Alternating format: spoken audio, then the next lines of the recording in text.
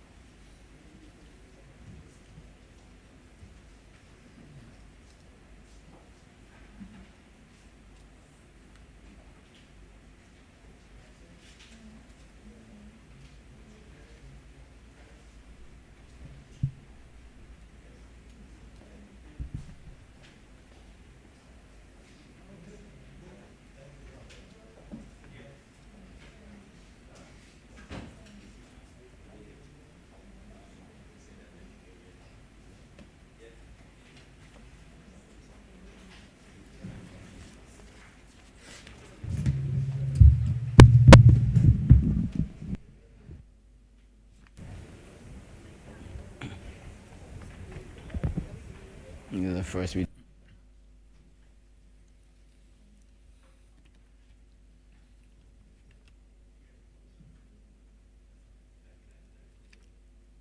This House is in session.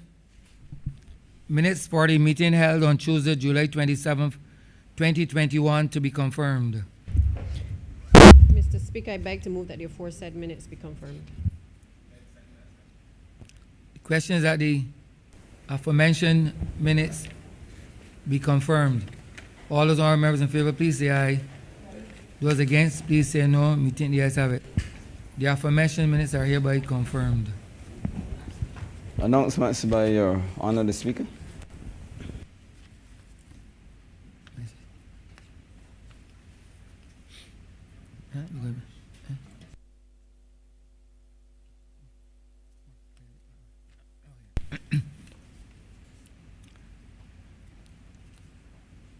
I wish to acknowledge the presence of the St. Michael Parish Ambassadors, Miss Rhea Harris,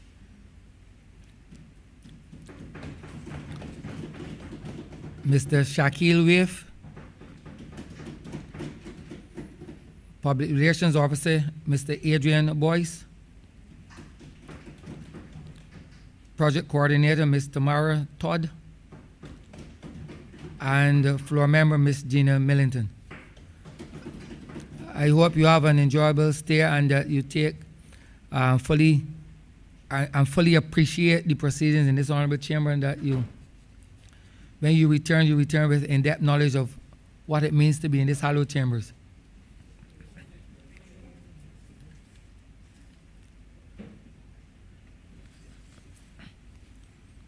Messages from Her Excellency, the Governor General. I am in receipt of a letter from the Governor General dated 31st July 2021. There, Mr. Speaker, I have the honor to inform that I shall be away from office during the period 4th to 31st August 2021 on vacation leave. In accordance with the provisions of Section 29 subsection 1, subsection A of the Constitution, the Very Reverend Dr. Jeffrey Douglas Gibson will perform the functions of the Office of Governor General during my absence. As the Honorable the House of Assembly will not be meeting prior to the start of my vacation leave, it will not be possible for the usual formal message to be sent to your chamber. Will you, therefore, please bring my absence formally to the attention of the Honorable the House of Assembly when next it meets. I have the honor to be your faithfully Governor General. Petitions, papers. Honorable Leader of Government Business. Mr. Speaker, I am commanded to lay the Barbados Fiscal Framework 2022 to 2023 to 2024 to 2025. Government notices, private members' notices, notices of questions, reports from select committees, first readings of bills. Honorable Leader of Government Business. Mr. Speaker, I beg to move the first reading of the Statistics Validation of Listing Exercise Bill 2021. The question is that the aforementioned bill be read here first time. All those honorable members in favor, please say aye. Those against, please say no. Me think the ayes have it. Ministers, congratulatory and/or obituary speeches, personal explanations, motions for leave of absence, oral replies to questions, notices of motions for the adjournment of the House on matters of urgent public importance, orders of the day. Mr. Speaker, I beg to move the suspension of standing orders 6, 16, 18, 20, 42, subsection 5, 43, and 44 for the remainder of the day's sitting. The question is that the aforementioned standing orders be suspended for the remainder of the day's sitting. All those honorable members in favor, please say aye. Those against, please say no. Me think the ayes have it. The aforementioned standing orders are hereby suspended for the remainder of the day's sitting. Government business, sir. Government business is the order of the day. Order number 4, sir. In the name of the Honorable Minister in the Ministry of Economic Affairs and Investment, to move the second reading of the Statistics Validation of the Exercise Bill 2021. Honorable Member for St. Michael South Central. Thank you, Mr. Speaker. And I too wish, as an MP for St. Michael South Central, to acknowledge the young people who are in the chamber with us, the St. Michael Parish Ambassadors. I hope that their visit will spark further interest in these proceedings, such that this will not be the last that we see of them in this kind of forum. Sir, the Statistics Validation of Listing Exercise Bill that is before this chamber is really an administrative exercise that seeks to make right an error that took place with respect to the process for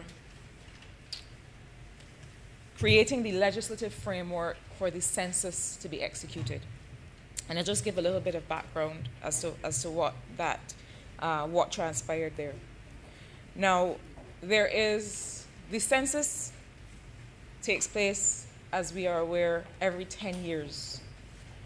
Now, the census year for Barbados should have been 2020, and we know that 2020 was the year of COVID. It was a time during which we were all concerned with keeping people safe and well, and really with getting our minds around this pandemic and what it would require of us. And so most countries that found themselves in a census year in 2020 did not execute. Some are executing in this year, and some have deferred even further into next year.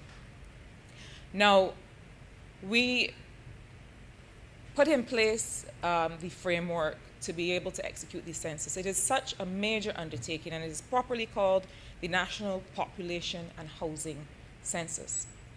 It is such a mammoth undertaking that we have to make sure that those officers who are in the field, engaging with people, asking for information, that they are doing so with the full legislative force and legal authority that we provide. Now, the process calls for certain things to be in place. And I want to say a little bit about the importance of this exercise. It is called a population and housing census. It is meant to tell us the population. For the last 10 years, we've been using some estimates and some forecasts based on what we believe the natural growth rate of the population to be. But the truth is that as we learned from the population situation analysis that the Population Commission returned to us some months ago, we have a declining population, we have an aging population. And as such, we need to understand clearly what the number is. So how many people reside in Barbados regularly for 6 months or more? And also, what is the composition of that population? I come from a background, sir, from a profession that is driven by evidence. And one of the things that I worked on in my 20-year career as an economist was trying to support governments and international institutions use evidence as the basis for making policy. Not use what we feel or not use what we would like to be the case, but to create policy based on what is happening. Now, we need to know how many young people we have. We need to know how many people we have who are of retirement age. We need to know, sir, and perhaps now more than ever, about our housing stock, about how resilient our housing stock is. The member for Christchurch West, I can't see his eyes too well above the mask, but I would imagine if I could see them well, they would tell a story of many sleepless nights. Because since what we call, a little bit indelicately, but because it was an event that we cannot categorize, since the freak storm that we had, and then Hurricane Elsa, we have been, quite honestly, sir, playing a bit of catch-up in understanding the vulnerability of the housing stock, not just what was damaged, but if we were to, and some would say knock on wood, but I am not usually driven by superstition. If we were to have another event, then what is the level of vulnerability of the current housing stock?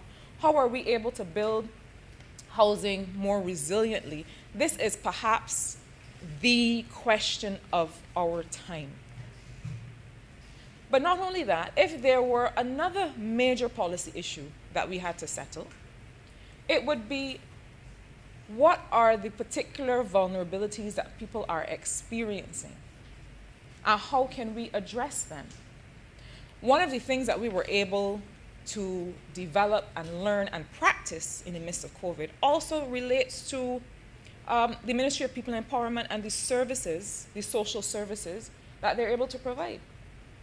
And the Honourable Member for St. Thomas, I know in collaboration with my neighbour, the member for St. Michael's South, have been putting shoulders to the plow along with the officers in that ministry to collate data that we gathered during COVID, that we used to figure out who was at a disadvantage because they had been separated from their employment, to figure out who needed special services because they were in a situation where children were now being educated in the household, and they needed special support to be able to make sure that education was being delivered in a way that would not put those children at a disadvantage. Sir, we have this way of measuring poverty that is based on income. We talk about a poverty line, and we say that if an individual is earning below that poverty line, that person is poor. But for many years, those of us who work on these issues have put it to the international community that it's not just about income poverty. There are many other kinds of deprivations that people can suffer.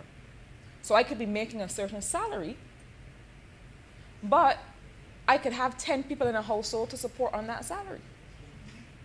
We know, for example, that households headed by women are larger. So it means that those households where you're depending on the income, the sole income of a woman, well, that dollar has to stretch much farther than households headed by men. These are the kinds of things, these nuances of how people live and what people need. People who live with disabilities, sir, we need to know how many there are, where there are, what kinds of services they need, but not only what kinds of services they need. We need to really create an environment, sir, where people who live with disabilities are able to contribute to the social and economic life of the country.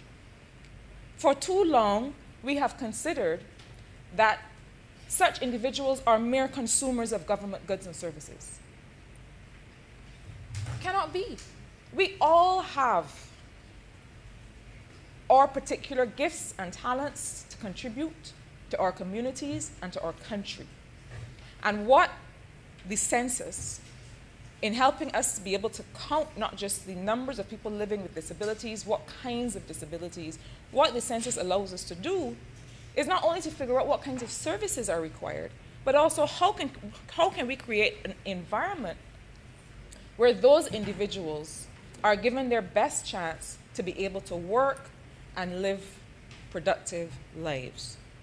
So, sir, I'm not going to go through all of the different ways in which the census is important, but just to say that this is a key, critical baseline survey that we need. There are all other kinds of surveys that we do. We do labor force surveys to tell us unemployment. We do surveys of living conditions to help us collect more information about how people are living. But we need a census to give us that broad picture of how people are living and what people need to be able to contribute so that we can be precise in our policy making. Sir, throughout the region, I've worked on statistical capacity building in this region, this CARICOM region, for over 20 years. And one of the challenges that we have is that a country does a census and we get a number of the population and we stop there. And we don't go further to look below that population number to see exactly what is happening with our population, to see where geographically there may be certain vulnerabilities with respect to housing. We know that in some areas of the Scotland district, and that's why this government is investing so much in capital works programs to make sure that there's safe, stable transportation networks and housing in those areas. All of these are the things that the census has to be able to tell us. And so, sir, we did all the work to put together a census order. We started with what is called a listing exercise. And the importance of the listing exercise is to be able to tell the difference between what are residential buildings and what are commercial buildings. Why is this important? Because when the enumerators go out into the field, we want to make sure that they can be targeted, they can be precise, especially in a COVID environment. We don't want them to have to be delayed too long, wondering whether a particular structure, a particular building is residential or commercial, whether they should approach to find out who is the head of household and so on. And so the listing exercise is where officers go out, they take a record of the nature of the buildings, and they make these notes. Now, sir, we are in an environment today in 2021 where people are hungry for information. We see that in a lot of the discourse that is occurring now with respect to the COVID pandemic and what are the appropriate public health responses. People are clearly suggesting that what they need is information. And now more than ever, we have to lead everything we do with science and evidence and the reality of the weight and the importance of our decisions, not just for the person, but for the collective. That is why exercises like the census are so important. So, sir, we have gone through an entire process of making sure that the enumerators and the listing officers have the legal authority to do what they need to do, to make sure that when they approach a household, when they approach a person, that Barbadians and those who live here feel confident that they are operating with the full protection of the law, and that the instrument, the 43 questions that are being administered, that they have been approved, that people are not going to be asked anything of which we as policymakers are not aware, and that everything is clear and transparent. Sir, what I will say is that, regrettably, in the haste to get out and to start the listing exercise, the exercise began before the regulations that attach had been fully gazetted. And so it was an administrative error that requires us now to validate the work that took place on those dates. So from June 7th to 11th of this year, and again from July 1st to the 6th of this year, listing officers were out in the field checking buildings and making their records. However, the regulations that govern that exercise had not yet been gazetted. And so we don't want to leave anything done untidily. We don't want that the important information that was collected cannot be utilized. And so this statistics validation of listing exercise bill seeks to validate those activities and make them right. What I will say finally in this regard, sir, is that, we are at a different place when it comes to data and its importance. And the Ministry of Housing has been doing some very forward-looking work in being able to establish building IDs so that we can more quickly identify structures, so that we can more quickly locate people, and so that we can more clearly and cleanly create an environment where any business that depends on location, any business that depends on location information is now better off and in a better place to do its business. I'll give an example. In the context of COVID, sir, many small business people saw opportunities to create businesses, create new business opportunities. And what it gave rise to something that we call a delivery economy. Almost everyone now who does commerce has a function or an option where whatever is the product or even the service can be delivered. Now, in order to make those businesses as profitable as possible, in order to be able to reduce overheads, in order to be able to reduce the time searching for where somebody's located, driving around, wandering, calling and saying where it is again, those building IDs give a precise location of how individuals, companies, residences can be found. It means that it is able to help small business in terms of making them more efficient. And it also means that we are able to put this new layer of data together with other kinds of information that we have. The member for St. Michael South, in his capacity of Minister of Maritime Affairs and the Blue Economy, has also been doing tremendous work along with the officers in his ministry on something that I always remember the acronym, but rarely remember the what it means. But the ENCRIPT program, which is the National Coastal Risk Information Planning Platform, that is a wealth of data and information. What it does, and what it gives the potential to develop further, is to be able to understand where are the areas of risk in the event of a disaster, or even in the event of what we call slow onset events like sea level rise and so on. I was just at a ministerial meeting, international ministerial meeting in London, where we have been discussing the very vexing issues related to the climate crisis and how this in particular affects small middle-income countries like Barbados.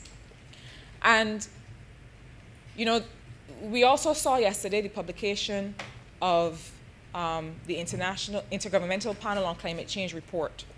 And I encourage, through you, sir, I encourage Barbadians to have a look, even if just at the summary, because it really puts into perspective the extent to which time is running out on this climate crisis. And,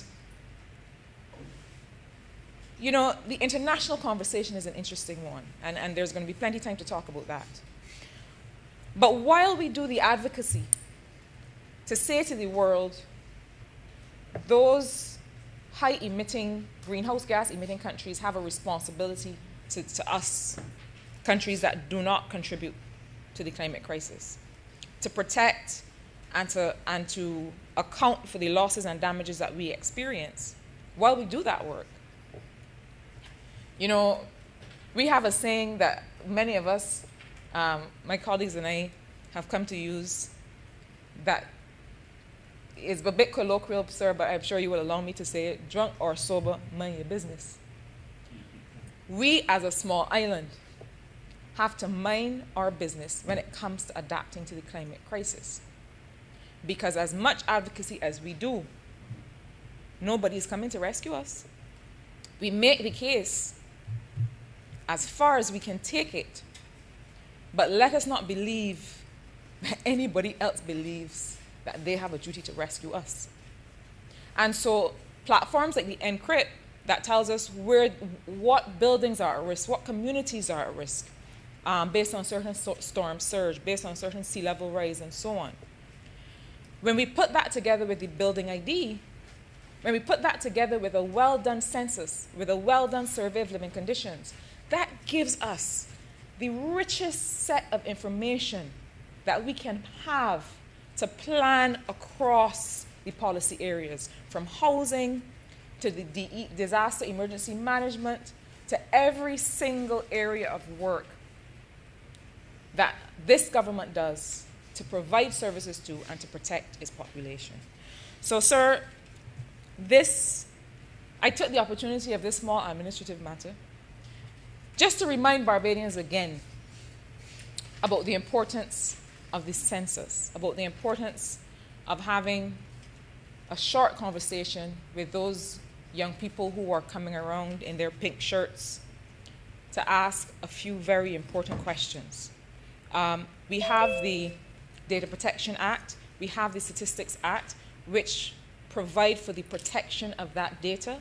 It can only be used by the government agencies and those officers that are empowered under the law to observe and analyze that data, and cannot otherwise be shared except under those provisions that are made in the Data Protection Act and the Statistics Act.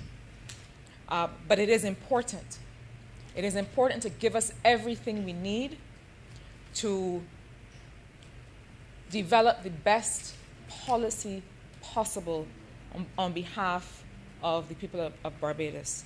And with those few words, sir, I ask that this bill be read a second time. Take a second out, sir.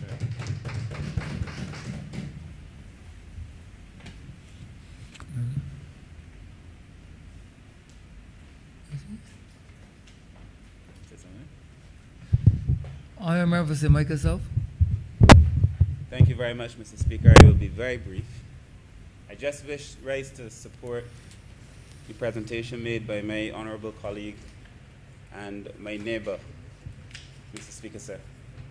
In the context of the census, sir, I should tell you and the House that I had the privilege when I was a younger man to be a supervisor on the census. and it was one of the most informative, at that time, exercises I'd done in my life, as I went door to door, house to house, along the Black Rock area. They teach you, sir, to walk on the left-hand side all the way up the street, stay on the left, come back around, come back down on the left. It is a technique, sir, that has now served me in this capacity. Sir, I say that, sir, because we all learn things that we never know when we will get the opportunity to apply them in later contexts. And I am very happy, sir, that as a young man I had the opportunity to be a supervisor on the census. I should also say, sir, in many countries, the opportunity to do a census, to the extent and the level that we in Barbados do a census, sir, to get the level of detail that we collect and collate, sir, by going house to house, sir, in many countries, some more developed even than we are, that kind of data that we have access to, the kind of relationship that we have with our people, sir, it is something that we take for granted. And I want to commend Barbadians, sir, for the way that they normally conduct themselves when officers visit their house. I also want to commend the young people, sir, many of whom would be going to the houses door to door in a COVID environment, sir.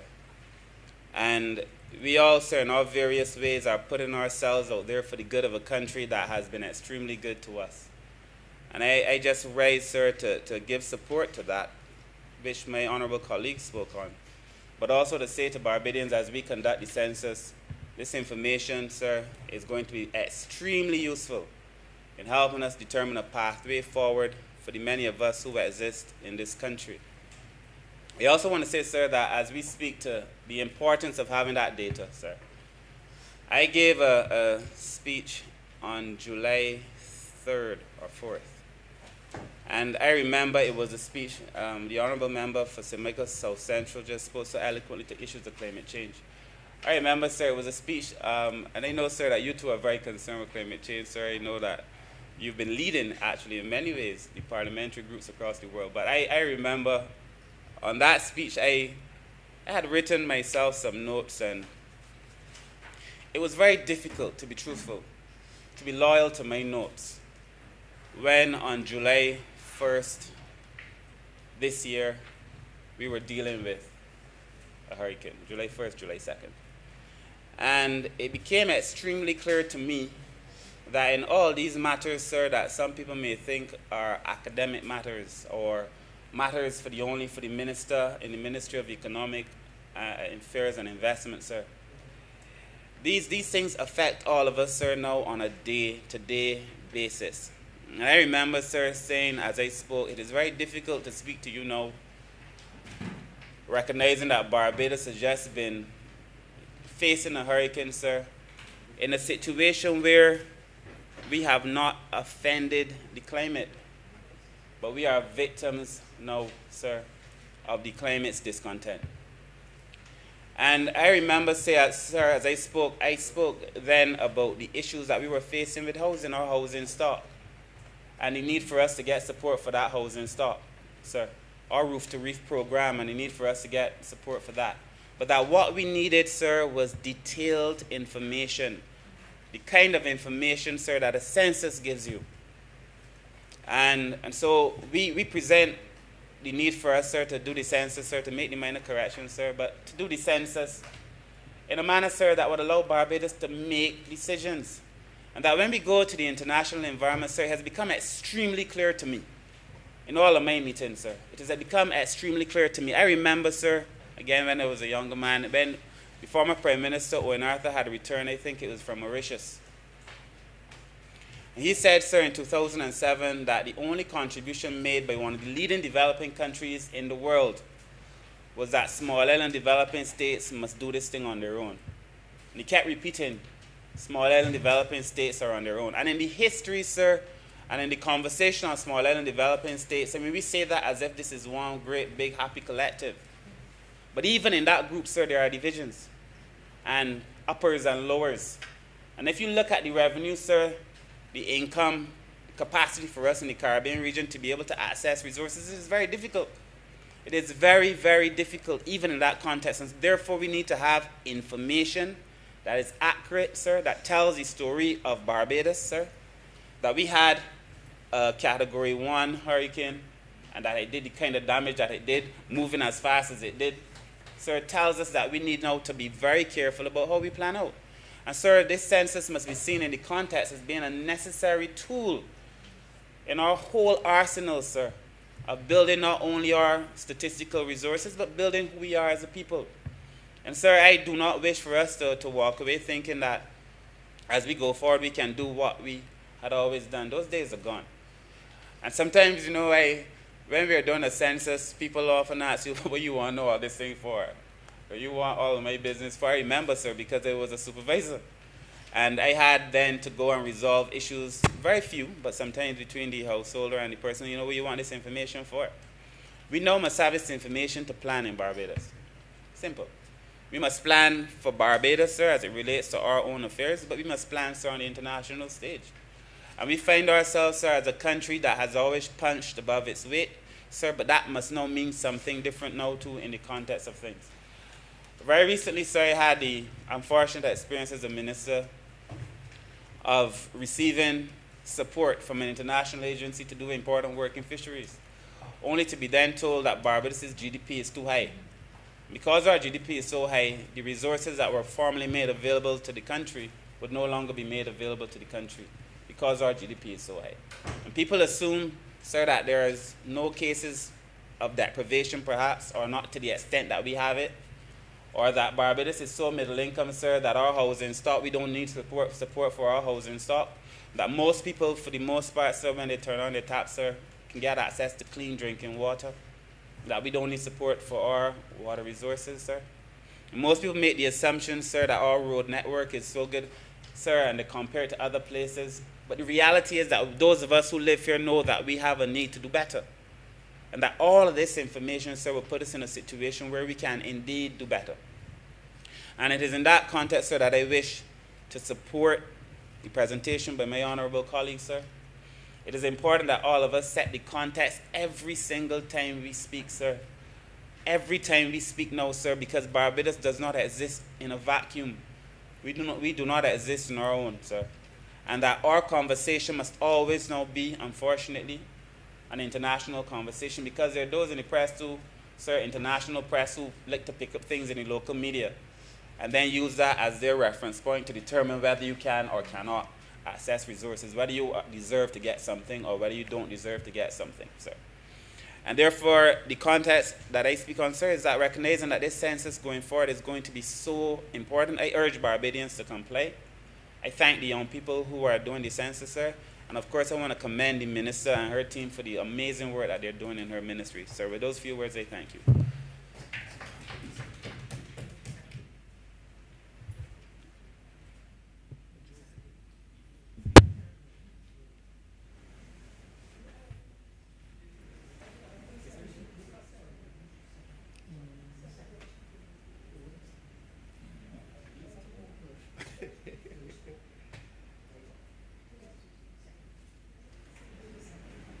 Sir, I beg to second the motion raised by the honourable member for St. Michael South. Honourable Leader of Opposition.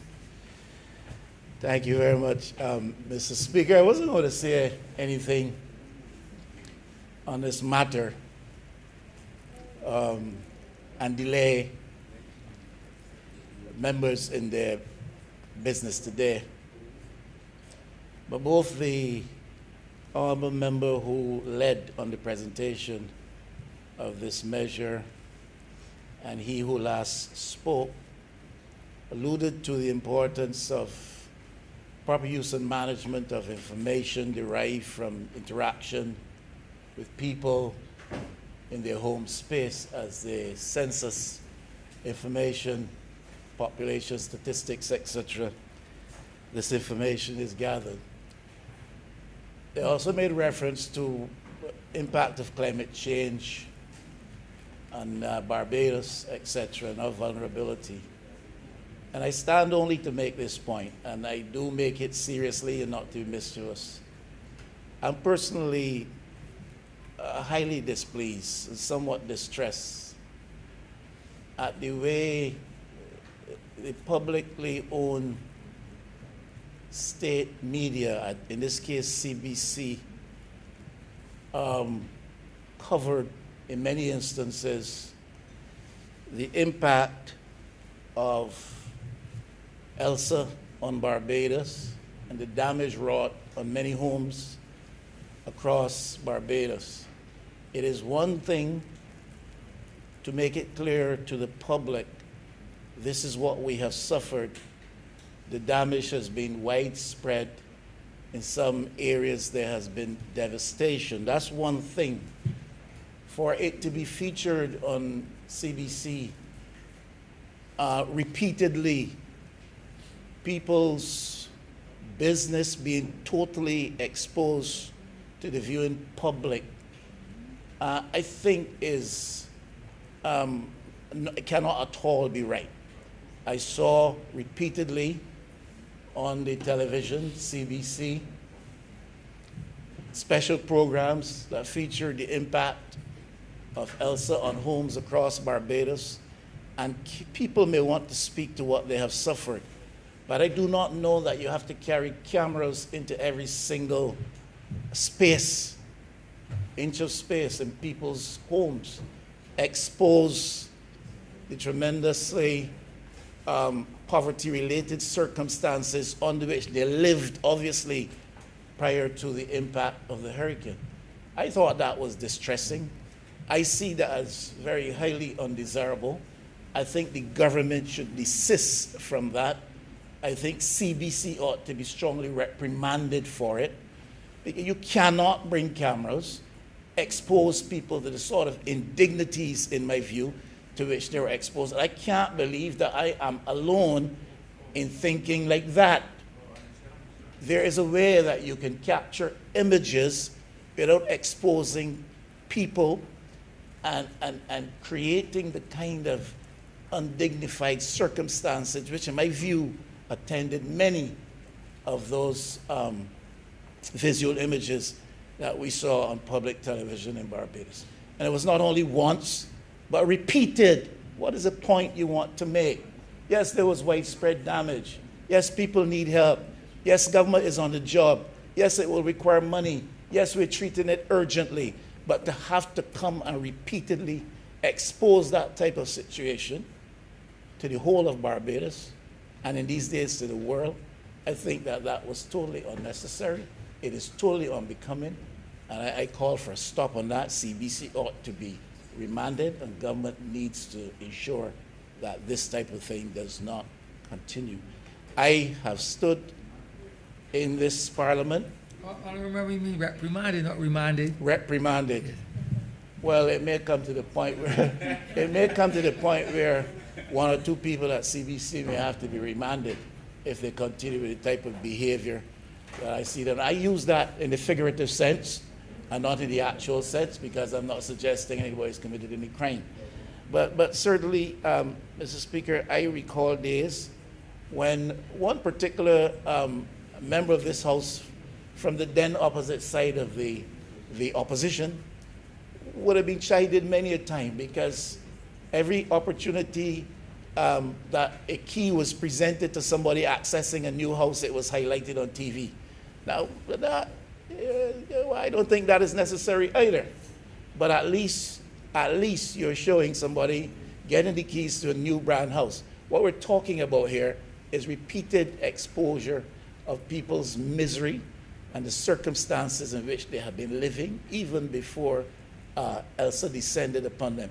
And to do it repeatedly is totally unnecessary, totally uncalled for. I do not know what points we're trying to score when we do that, but that shows a total lack of empathy, in my view, for the people and their circumstances.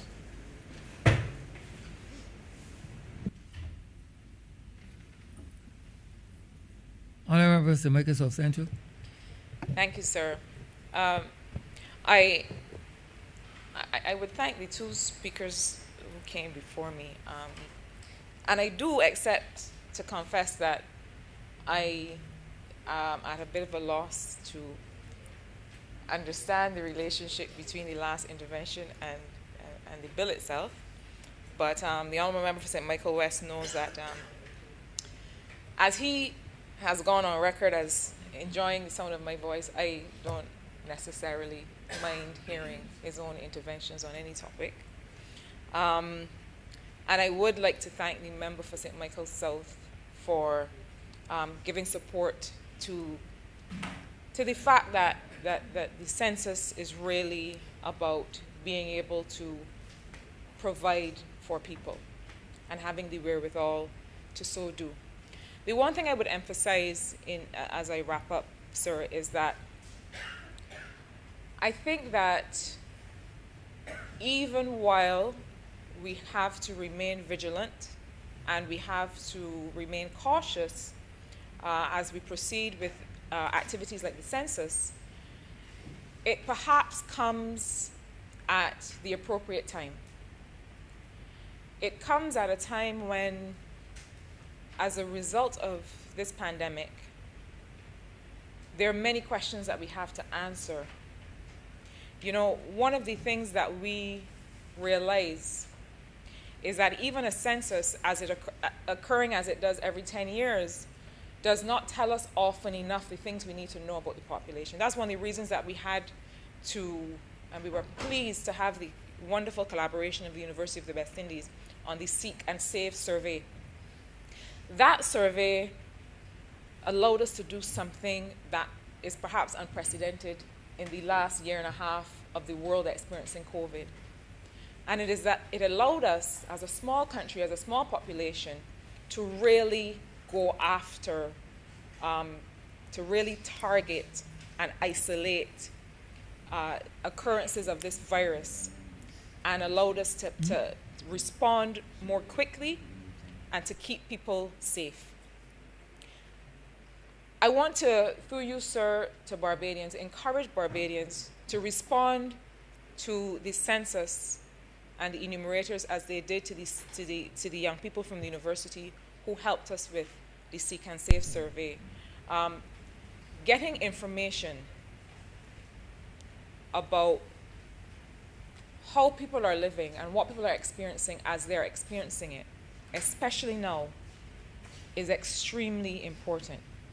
The enumerators are trained to carry out their work. They are working with supervisors, and they're working with the full support of the Ministry of Economic Affairs and Investment and the government of Barbados.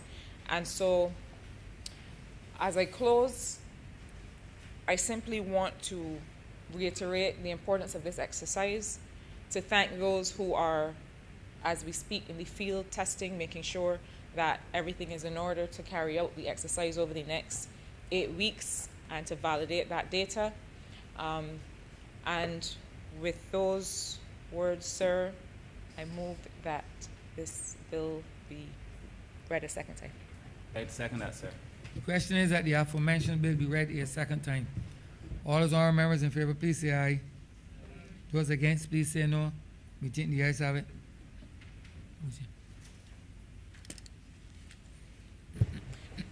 Mr. Speaker, I beg to move that you do now leave the chair and this House resolve itself into committee for further consideration of this bill.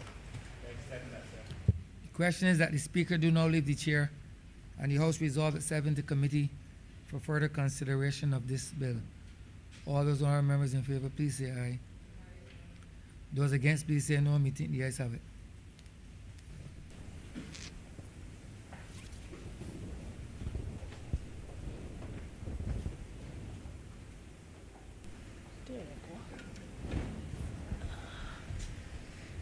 This House is now in committee. Clause 1. Madam Chair, I beg to move that Clause 1 stand part. Question is that Clause 1 stand part. All honourable members in favour, please say aye. All those against, please say nay. Methinks the ayes have it. Clause 2. Madam Chair, I beg to move that Clause 2 stand part. Question is that Clause 2 stand part. All honourable members in favour, please say aye. All those against, please say nay. Methinks the ayes have it. Report. Report. Report. Madam Chair, I ask that you do not report to His Honour the Speaker the passing of one bill in committee. Question is that I do know to report to His Honor the Speaker the passing of one bill in committee. All honorable members in favor, please say aye. All those against, please say nay. Methinks the ayes have it.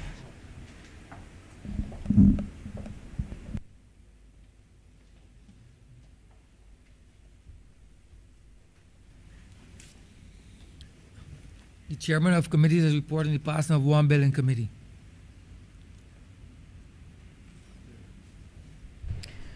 Mr. Speaker, I beg that this bill be read a third time. The question is that the bill be read a third time. All those honorable members in favor, please say aye.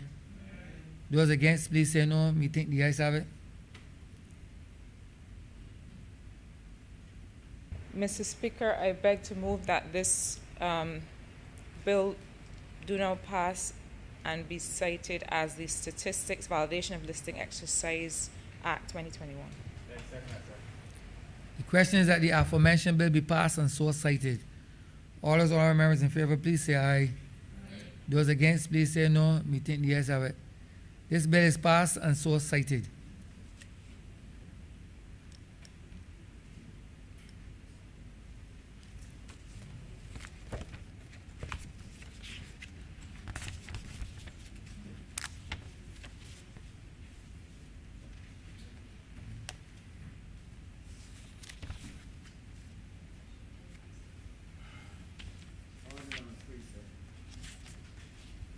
Three, sir. In the name of the Honorable Acting Attorney General and Minister of Legal Affairs, to move the second reading of the Corporate Miscellaneous Provisions Bill 2021. Honorable member for Christchurch East. It almost seems strange, sir, to address the chamber from this side of the room. They can get accustomed to this. Sir, what is here before us, sir, today is the Corporate Miscellaneous Provisions Bill 2021. And this, sir, seeks to amend a number of acts and pieces of legislation. And just so that people from the outset understand exactly what is being affected, we are seeking to amend the Companies Act, Cap 308, the Companies Regulations 1984, Societies with Restricted Liabilities Act, Cap 318B, the Trademarks Marks Act, Cap 319, the Patents Act, Cap 314, the Industrial Designs Act, Cap 309A, and the Corporate Affairs and Intellectual Property Office Act, Cap 21A. Now, why are we seeking to amend so many things in one piece of legislation? Sir, basically, this is to bring us in line with our obligations with respect to money laundering treaties and our money laundering and anti-money laundering responsibilities globally. Sir, in February 2020, the Barbados Financial Action Task Force, which I'll call the task force from now, agreed to an action plan, sir, that consisted of steps necessary to strengthen and, more than just strengthen, sir, demonstrate the effectiveness of our anti-money laundering and terrorist financing regime. And these were included, sir, in the action plan. And on the immediate outcomes 5 are action items specifically related to beneficial ownership. Now, what is beneficial ownership? Some people might ask. A company is a separate legal person under the law. So a company, as much as possible, has the exact same rights as I, Wilfred Abrams, or you, Mr. Speaker, to conduct business, represent itself, protection from defamation, all those sort of things, sir, that an individual would have. But when you look at a company, so you see, for example, sir, Joe Atherley Inc. Well, if you actually see Joe Atherley Inc., then chances are you know who the beneficial owner of that is. But if you see Hodgepodge Inc., then you have no clue as to who Hodgepodge Inc. is. If you go and do a search at corporate affairs, you might see a list of directors of Hodgepodge Inc., and those are the people who, on the face of it, control the company. But are they really the owners of the company? Because directors are subject to appointment by shareholders. So although the directors may be the functional persons in charge of a company at any given time, if the directors do something that the shareholders don't like, then the shareholders can, at the next AGM, vote to remove the directors. So are the directors really the owners? No, they're not. So the concern has always been that when you see a company, you don't necessarily know exactly who is behind that. So is it someone of integrity? Is it someone you want to do business with? When you look in the phone books or in the business pages, you see a whole list of companies, and quite often the names of the companies give no indication whatsoever as to who the owners of that company are. So you may enter into an arrangement to purchase something from somebody you see online, but you don't know who they are. Is the person behind that a fraud? Is the person behind that a reputable business person? So because of the nature of companies themselves, and because the companies themselves have rights and are able to take the same actions as individuals, it becomes necessary for us to find out who they are. Global trends have gone in the direction of disclosing exactly who are the actual owners behind the company. We call those the ultimate beneficial owners. So when I say beneficial owners, sir, I hope that people listening can now understand what that term means. So under the immediate outcome 5, sir, the items related to beneficial ownership was that we need to establish an effective mechanism to ensure that beneficial ownership information based on a clear understanding of the beneficial ownership definition is accurate and kept updated for all legal persons. So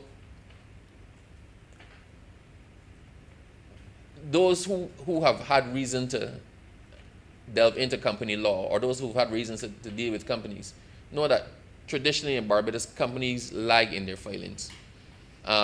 You keep the directors, the notice of directors, as updated as possible, because there's certain liabilities that attach to directors that don't necessarily attach to shareholders. So there's statutory responsibilities attached to directors, the payment of NAS and the payment of VAT.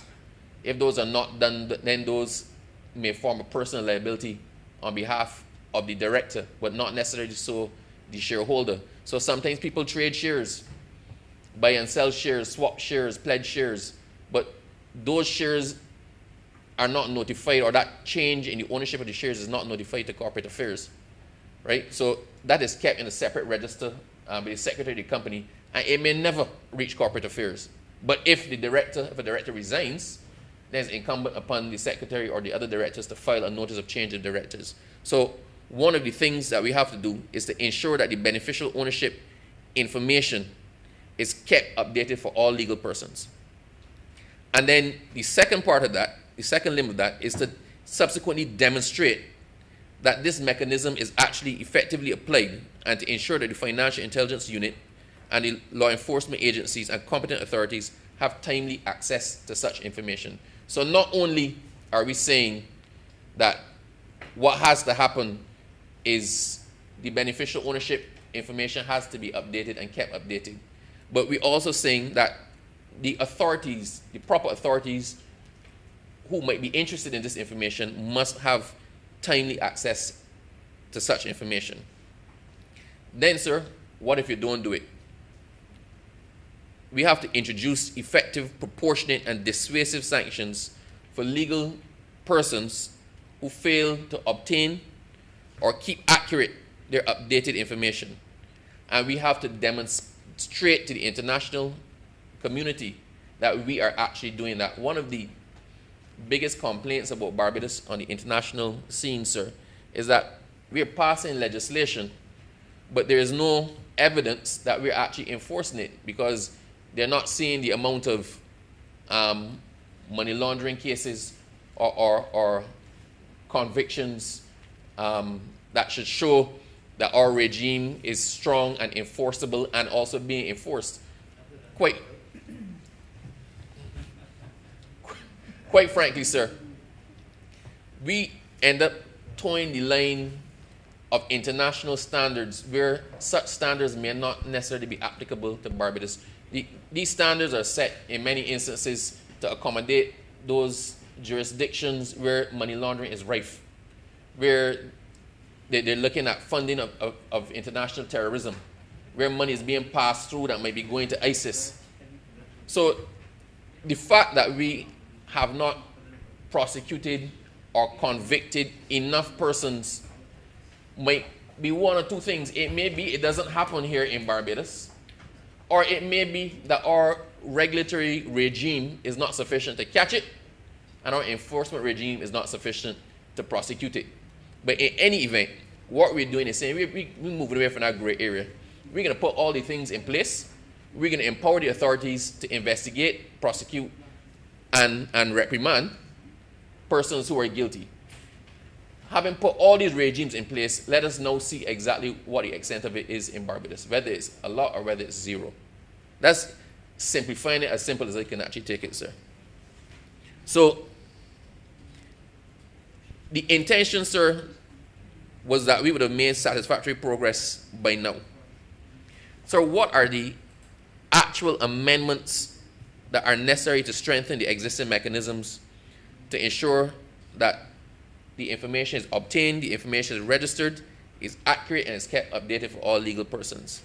This is a bit detailed because, as I mentioned, sir, I called the name a lot of pieces of legislation in there, because if we amend the Companies Act in one respect, then we have to make sure that all of the other pieces of legislation that depend on that definition or that enforcement provision are also amended. So I'm going to try as much as possible, sir, without boring everybody, to take us through as many of the amendments to show exactly what it is we're doing and how it cross-references or cross-impacts other pieces of legislation. Sir, if we look, sir, at Section 170, 175 of the Companies Act, this is to require directors to verify that the beneficial ownership information which is maintained at the company's registered office remains accurate and up to date.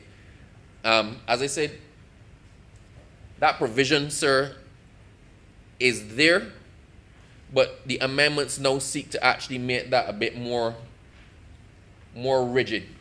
Because under our laws, sir, the company is supposed to keep its register up to date. But as I said, there's really no way, or there's no sufficient oversight over that, and in many instances, sir, there is not really compliance with it.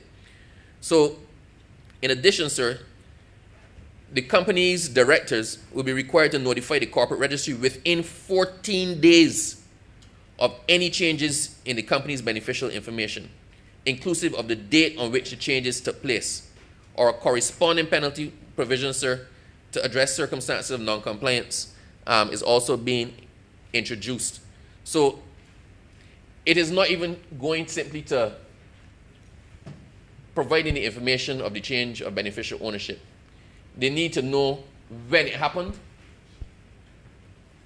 and exactly who the persons are. So why is when it happened important? For a criminal proceeding, sir, if, as I said, the company has its own legal personality, so you can prosecute the company, you can prosecute the officials of the company. But sir, if I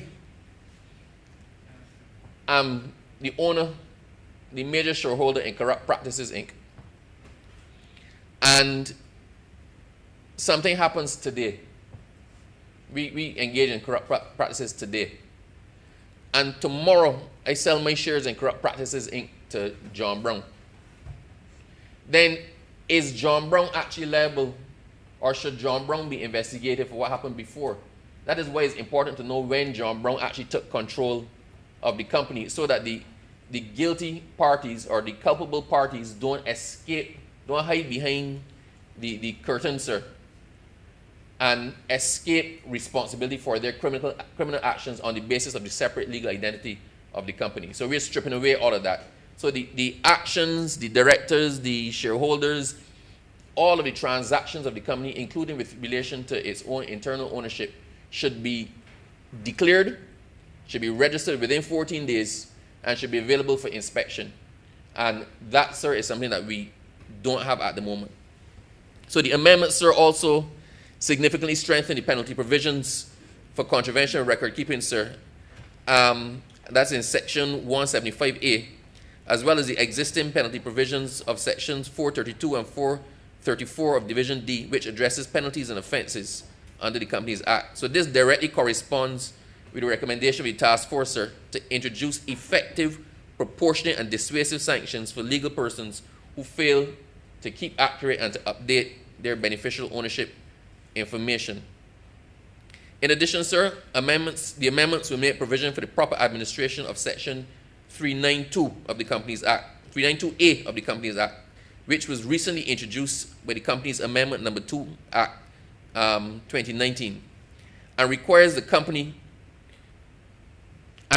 any company to which the section applies to appoint a licensed service provider to perform its corporate services. So, before this amendment, anybody could be the corporate secretary, anybody could perform services for the company, but because a lot of people don't necessarily understand the intricacies, it was deemed necessary at that point in time to properly regulate and control what was going on, that persons who are dealing in this sphere should actually be licensed to do it. So they must be qualified to do it, so there's no escaping anything on the basis of ignorance. Your company, which is providing these services, has to have somebody licensed to do so, sir.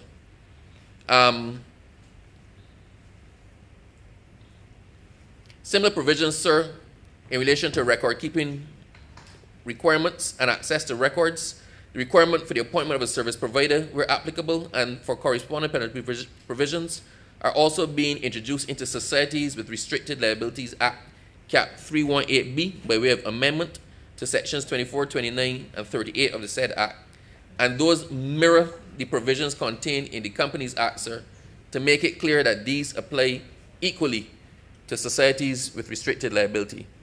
There's also been an amendment to Section 330 of the Companies Act to include a provision for notification of whether a director, beneficial owner, or affiliate of an external company holds or has held prominent office in Barbados or elsewhere. This is that same thing, sir, that we're talking about with respect to politically exposed persons, but their politically exposed persons are narrowed, sir. Sometimes when you hear about politically exposed persons,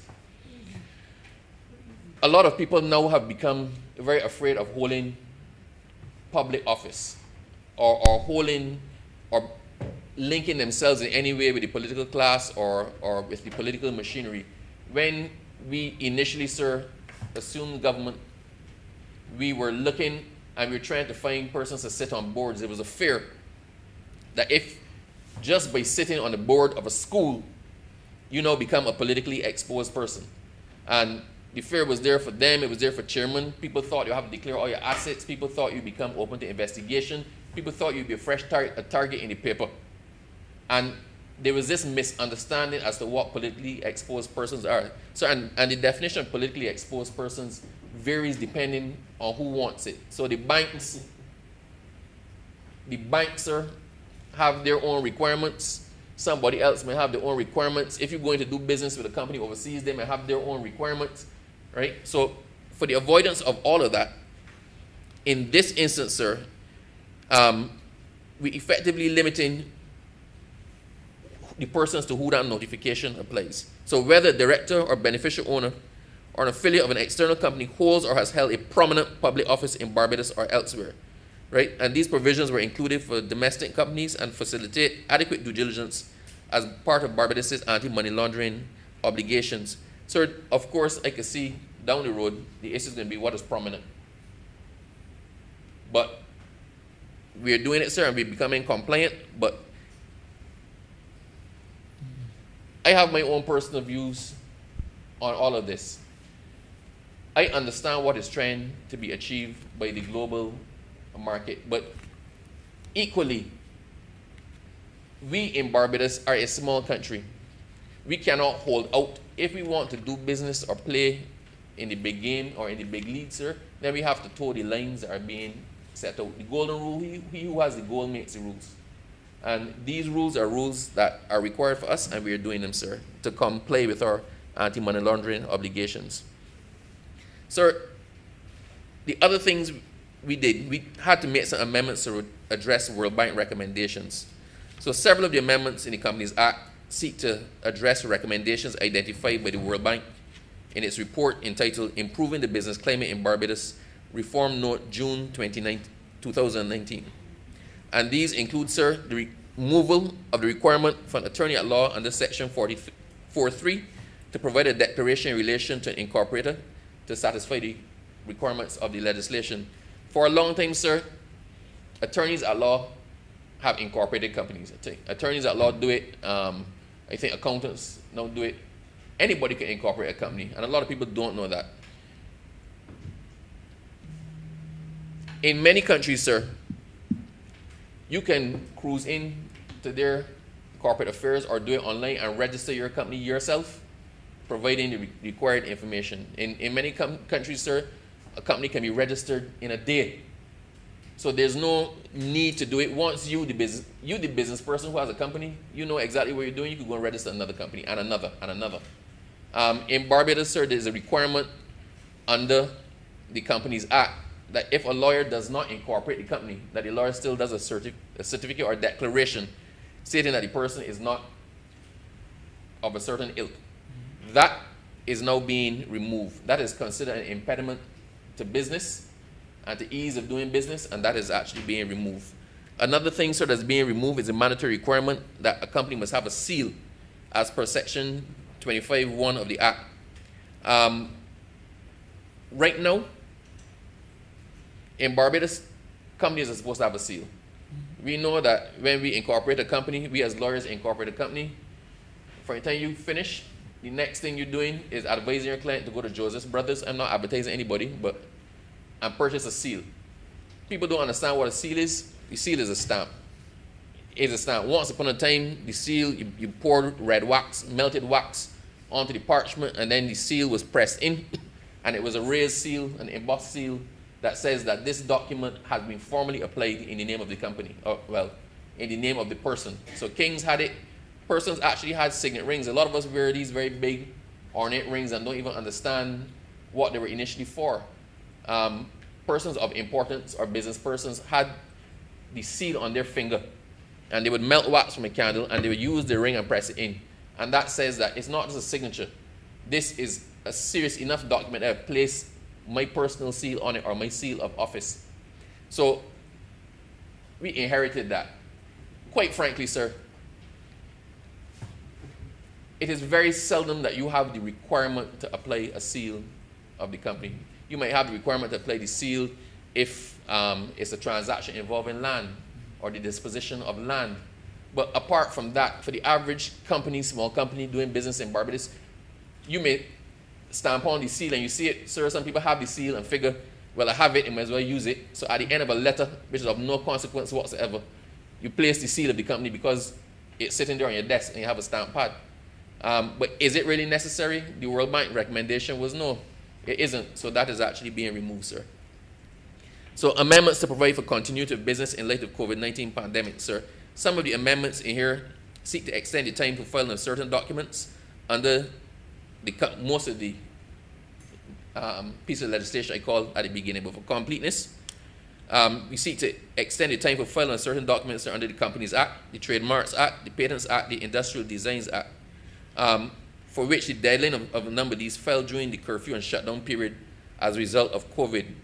So under our current provisions, documents that are supposed to be filed or registered that are not so filed or registered within the time period, they're pretty hefty penalties, sir. Some of them, the penalties accrue per day, and they can end up racking up significantly, sir.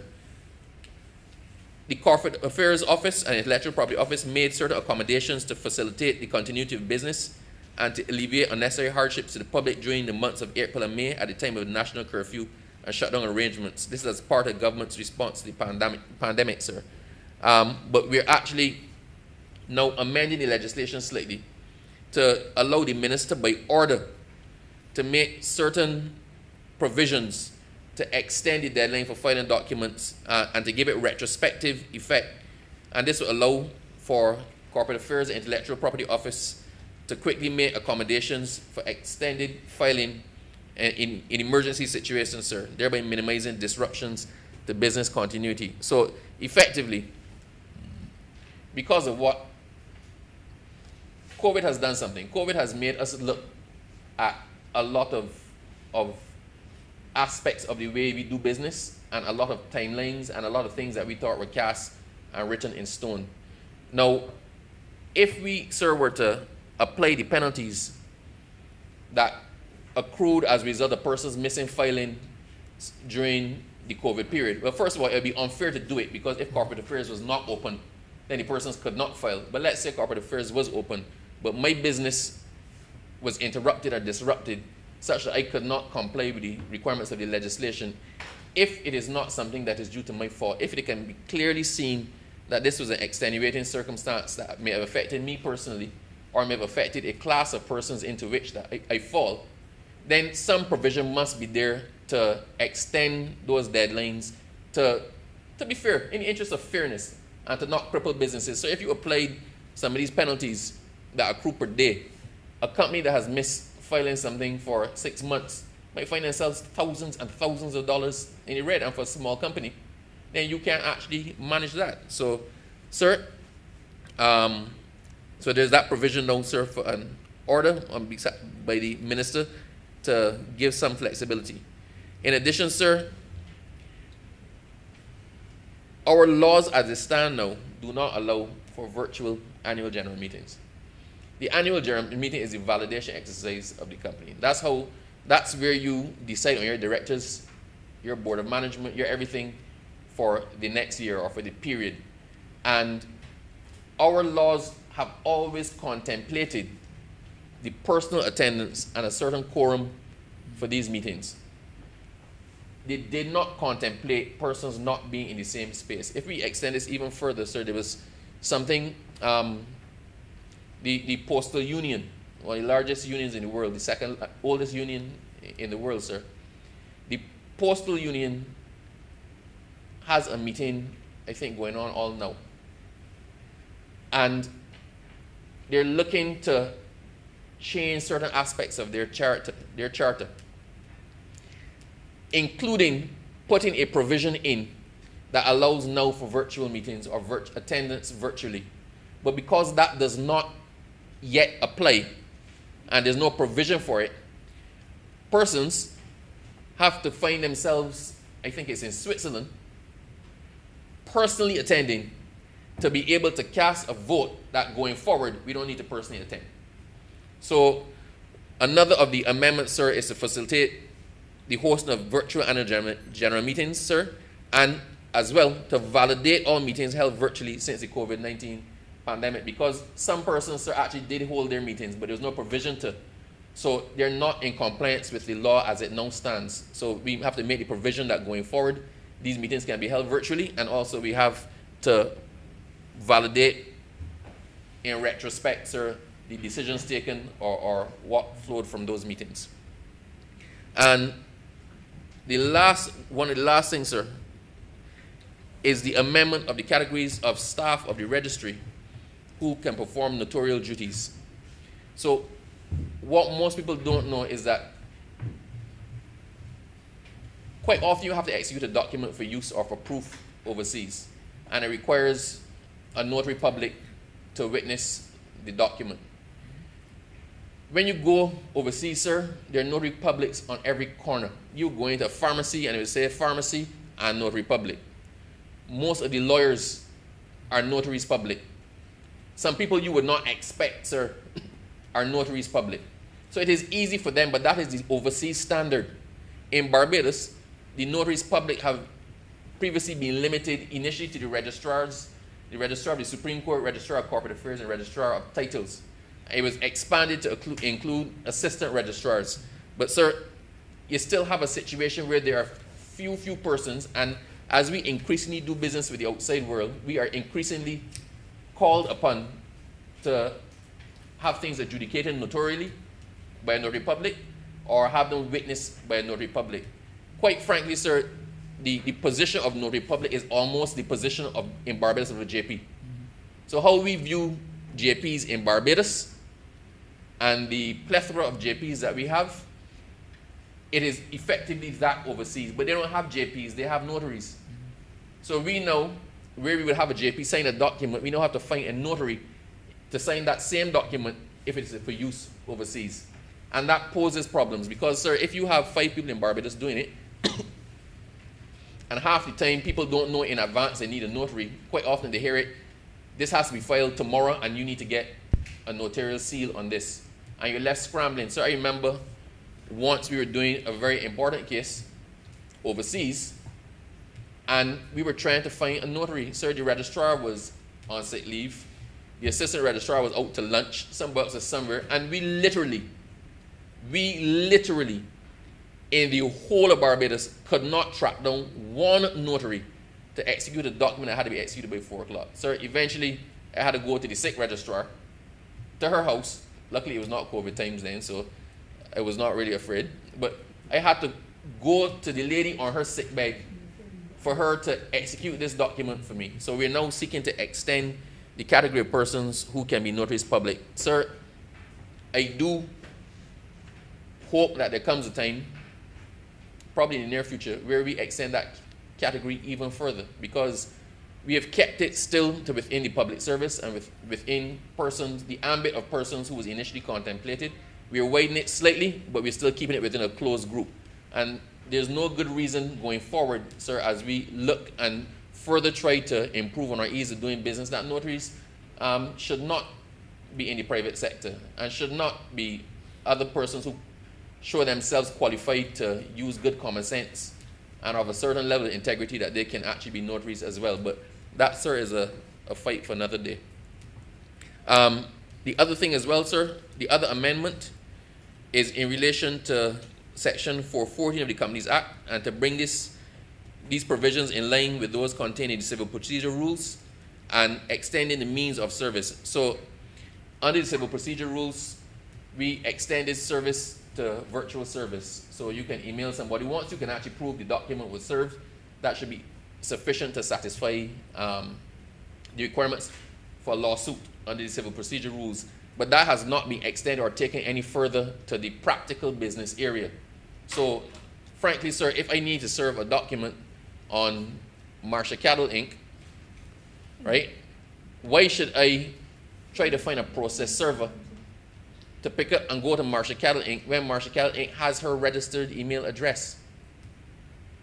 I should be able to send it to Marsha Cattle Inc., and if once I can verify or confirm that the document was sent and received into her mailbox, then that should be sufficient to justify service. If you think, sir, practically back in COVID now again, as I said, COVID has thrown a lot of things up that we needed to address. If you think practically in COVID, persons served their documents by email. That step was taken. People did a lot of correspondence by email and by WhatsApp. And that was by necessity, but it should not just be a health necessity. If we want to do business easy, let us look at all of the things that are standing, all of the unnecessary procedures, and think, how can we make this a little bit more simple? How can we make it a little bit faster? How can we make it a little bit cheaper? Because the aim is to improve the ease of doing business, while keeping all of this, sir, in line with our international obligations with respect to money laundering and financial disclosure and beneficial ownership. So, sir, those were, in summary, the amendments to be made. There's nothing, I believe, in here that is controversial. I think everything in here is expected and makes good business sense. As I said, the reason so many companies are named, so many pieces of legislation are listed, is because, quite frankly, if you amend something in the Companies Act, it has a spin-off effect for all of the other pieces of legislation that reference the Companies Act, especially in relation to that particular aspect that you would have amended. So, sir, having probably confused everybody, and I'm looking to see if I'm seeing the lack of understanding of anybody, but these, sir, are the amendments to the assorted pieces of legislation to bring effect, sir, and they're all brought under one act, which is the Corporate Miscellaneous Provisions Bill 2021, and that the passage of this and the attached schedules will address all of the other pieces of legislation that I referenced in one. So with those few words, sir, I beg to move that this be read a second time.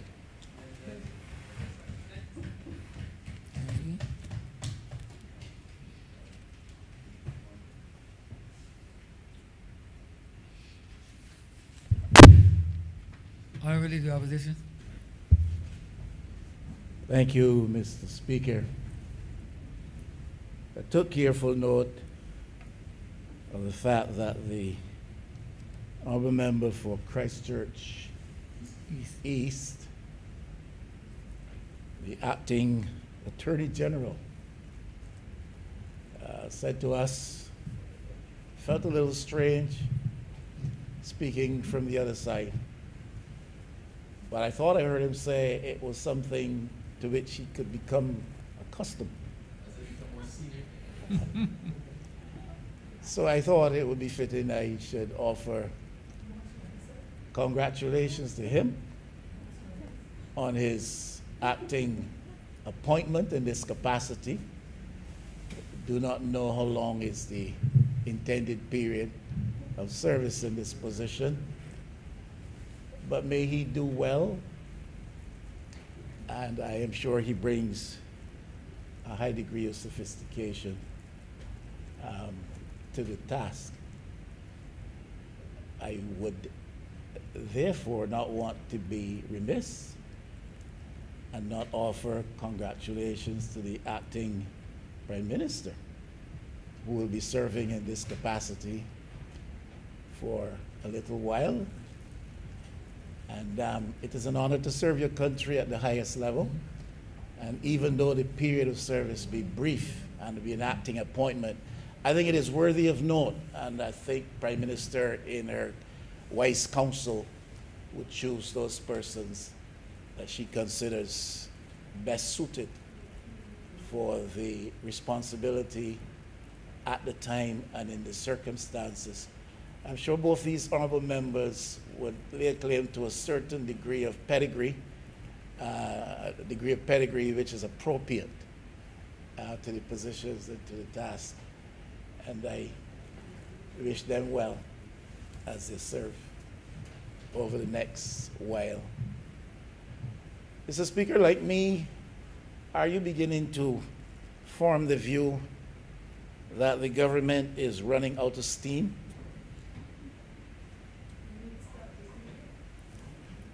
Honorable, that's a rhetorical question. Mr. Speaker, like me, are you beginning to form the view that this government is running out of steam? Started as though they were in a sprint, have come to the realization that they will be on the track for a while and they do not have the steam and energy to go the distance. We are beginning to come here with some measure of, we are beginning to come to this honorable house with some measure of irregularity or infrequency, probably the better choice of word. We are beginning to come to this house with frequency to debate matters not of great and weighty substance, matters that we can very well put before the chamber and be true with respect to the debate within an hour, except for many speeches in an attempt to filibuster and create a sense that we are seriously about the people's business. These matters before us, Mr. Speaker, I have to be honest with you, I did think for a minute whether or not I ought to have come today. That's the truth. For the first time, really, I thought, should I come today? These matters that are brought here today don't constitute a lot of weighty substance that will detain us here for very long. That is the truth. They have to be dealt with. I'm not dismissing their importance. The honorable member, when he introduced this measure, did confess, did acknowledge that the measure was being brought here in an attempt to fulfill our obligations with respect to the anti-money laundering architecture that we're building here at the behest of the global, the international community with respect to business and finance. He did later on go on to say that we are introducing some of these measures in part because of the recommendation of the World Bank. I have said before, alluded to this, and I repeat it today.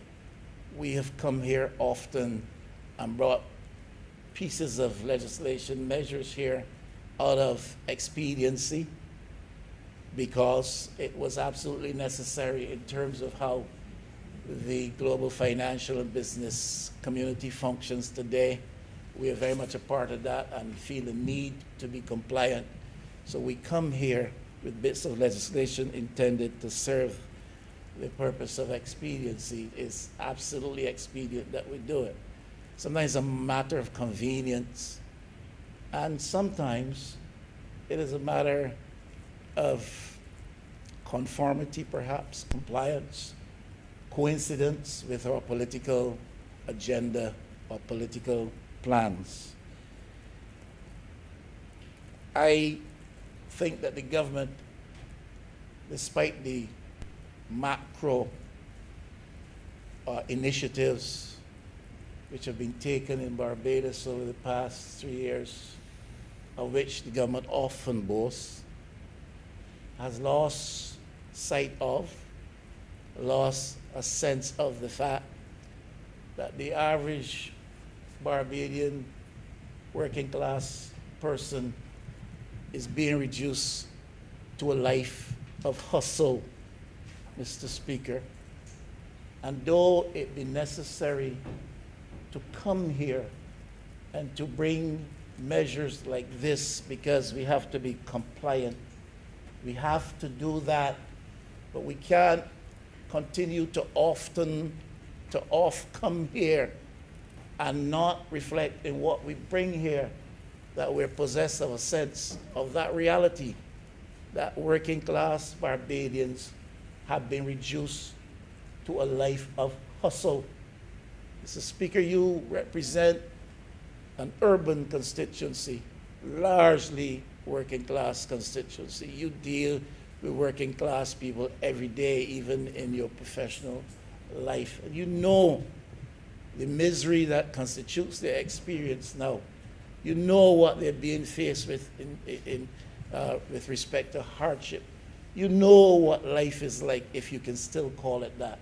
And all I'm saying here is that we must find the opportunity today in Barbados, as a Parliament of Barbados, to not only debate matters which are expedient and obligatory because of our international commitments, but we must be moved, find the time, feel the drive to bring measures before this Parliament that can transform the lives of working class people, and stop marking time. Because I am beginning to believe that this is a point upon which we have arrived as a government here, that we're simply marking time and not coming squarely face to face with the reality. People out there, Mr. Speaker, you know this, you see it. You relate to them every day. We do in urban Barbados particularly. People out there now are selling everything, everywhere, because they're reduced to a life of hustle. It used to be only the ZR people with whom we associated that word hustle. Now it's all working class people. Life is a hustle, whether we want to acknowledge it or hear it or not. It is a hustle for too many. And that is the reality which faces us. We have to come here, and by what we bring here, and by what we pass here, and by what we institute here, address that situation. Are we addressing that? Mr. Speaker, I am fully convinced there are many more people in Barbados today who are now selling themselves. And not only women, who are now selling themselves. People are selling everything and selling everywhere. And increasing numbers have to sell themselves in order to face down the reality which their lives have become. Now, they have to do that in order to earn. They have to do that in order to pay the bills. They have to do that in order to keep their mortgages going. They have to do that in order to feed their children. Now, as MPs in urban Barbados, We face their hurt and pain and their need daily, Mr. Speaker. You know that. We all know that. Increasing numbers. People are struggling, finding it hard to make ends meet. Reality they face is painful, and that pain reaches us because they approach us with a sense of hope, but they approach us when they're on the brink of despair. We can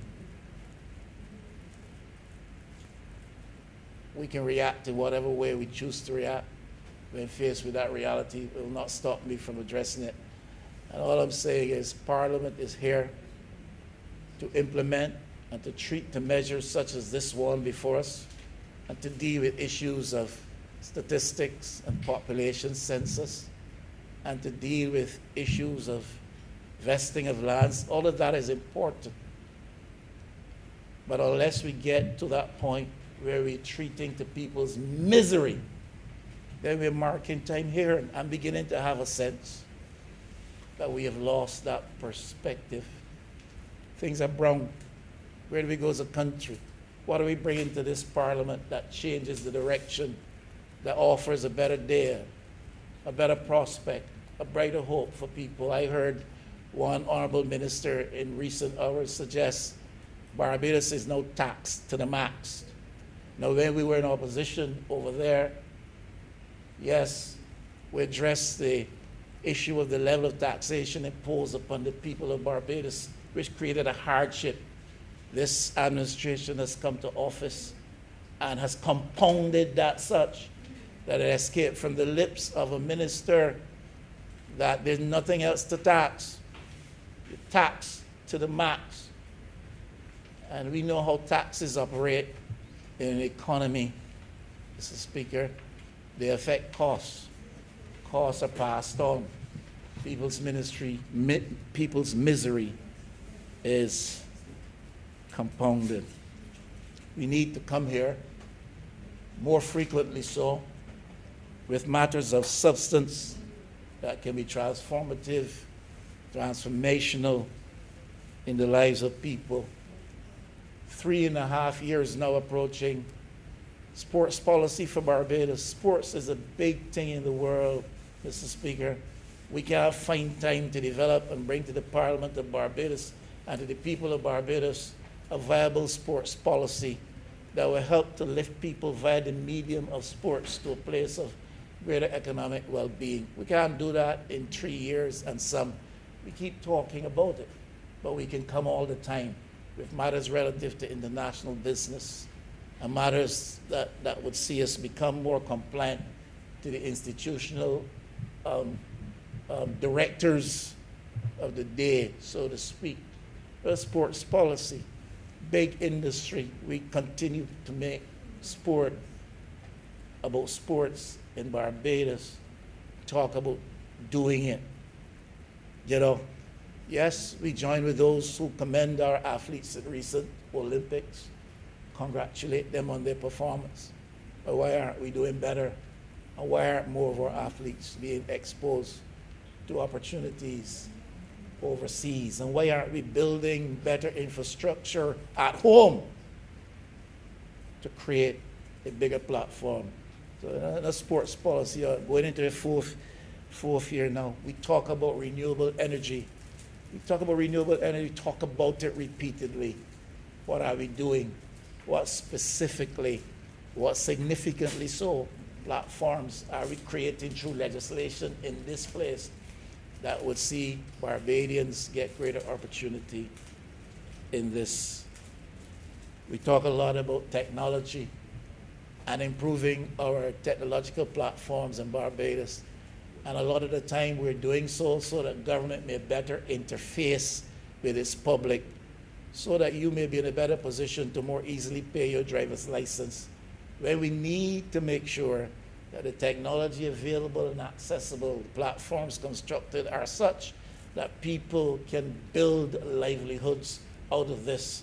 It cannot simply be creating a stronger technological platform for government to offer services to the public. It must be that our people are given opportunity. The framework is created within which, especially our younger population, 30+% of whom still continue to be unemployed in this day, that they can use this thing to see hope of a livelihood materialize for them. My phone is going off now. I can see that one of them is calling me, Mr. Speaker. These things represent need, and we got to be able to address that. Manufacturing. Mr. Speaker, manufacturing used to be a bit bigger in Barbados, and we are glad for recent reports that it has done relatively well when compared to more recent times. But largely that is manufacturing with respect to rum and rum-based products. Mr. Speaker, come on, manufacturing in this day and age with all the technology available to the world. And what are we doing? What are we bringing to this Parliament that is treating to these things that would in substantive ways change the nature of life for Barbadians? We could come and dress well and talk a lot, yeah, and be compliant with the rest of the world.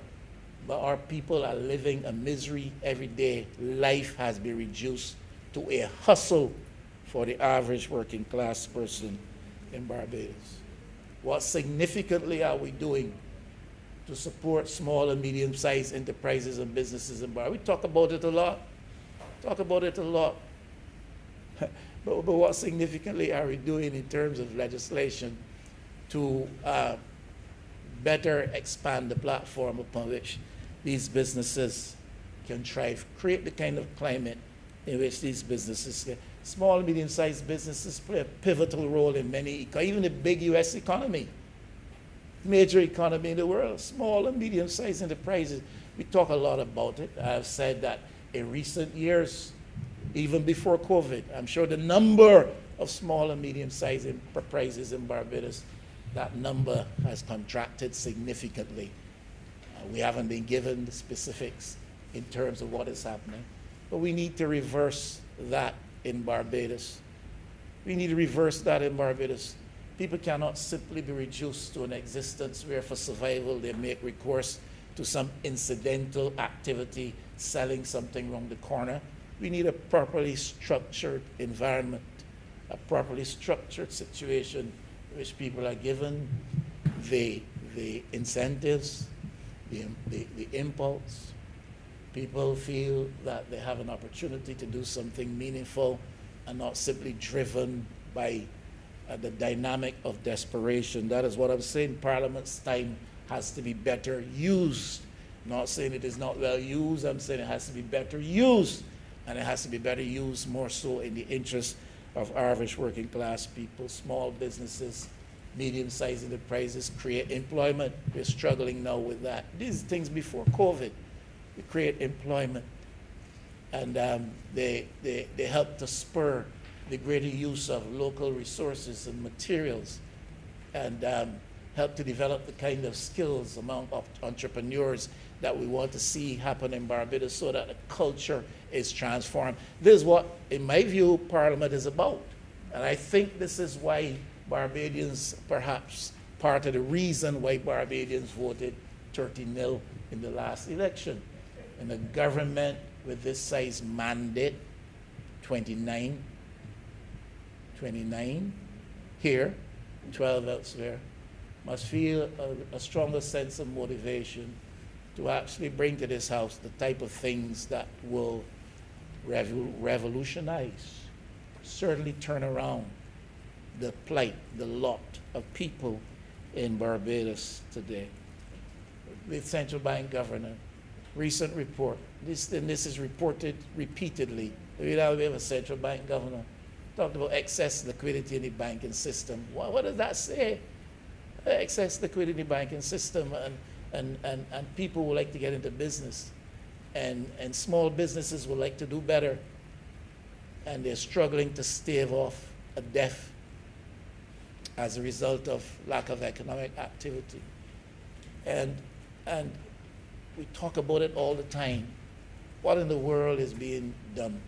Last administration was criticized for allowing a kind of policy to be effected through the central bank such that interest rates out of the traditional banking sector became almost virtually non-existent, so that government paper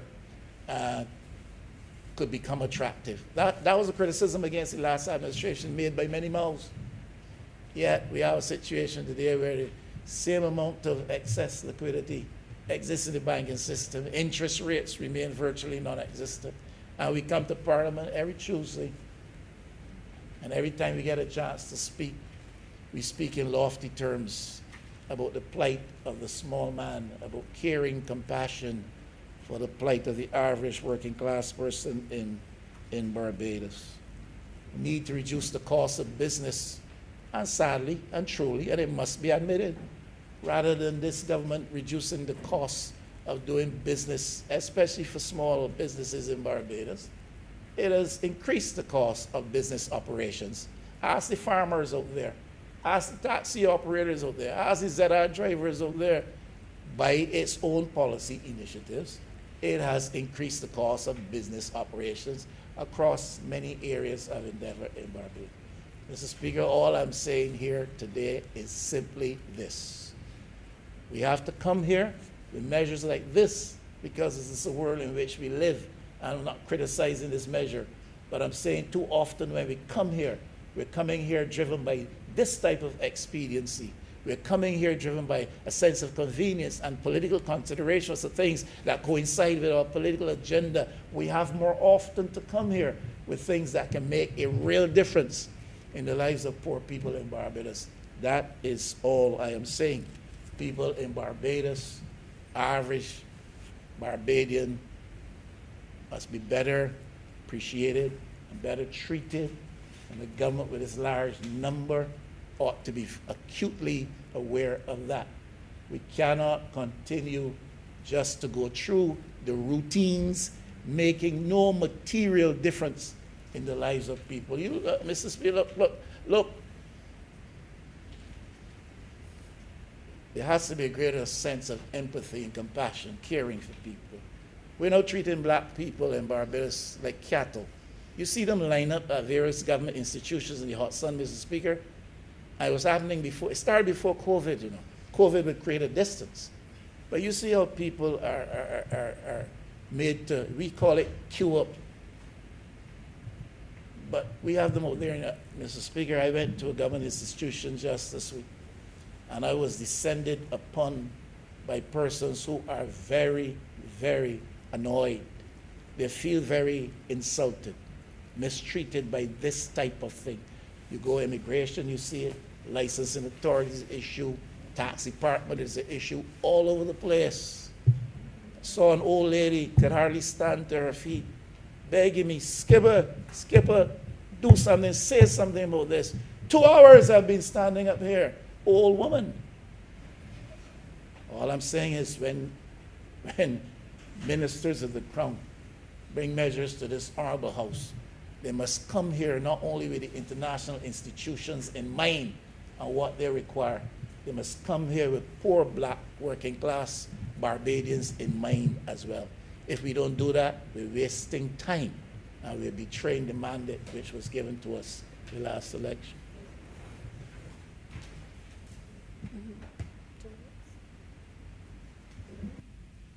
Honorable Member St. Michael, South Central. Thank you, sir. I will not be long in responding and supporting this corporate miscellaneous provisions bill. I think it is important, especially after the last intervention, to put this in context, and or perhaps I should say to support the context that the member who introduced the bill has given it. And sir, I do want to say though that I'm an optimist. There are not many things that affect my mood. But it really saddens me when people who should know better lean on these convenient crutches to be able to make and to score cheap political points. That saddens me. I don't know where it has happened recently, but when it does happen, it saddens me from people who are senior in this political life, but who present these intellectually lazy and dishonest arguments so that people who they may feel are not engaged in these conversations can jump on a particular bandwagon and say, oh yes, they don't care about the poor people. So I want to take 2 minutes to demonstrate the ways in which these kinds of provisions are important for how people live their lives.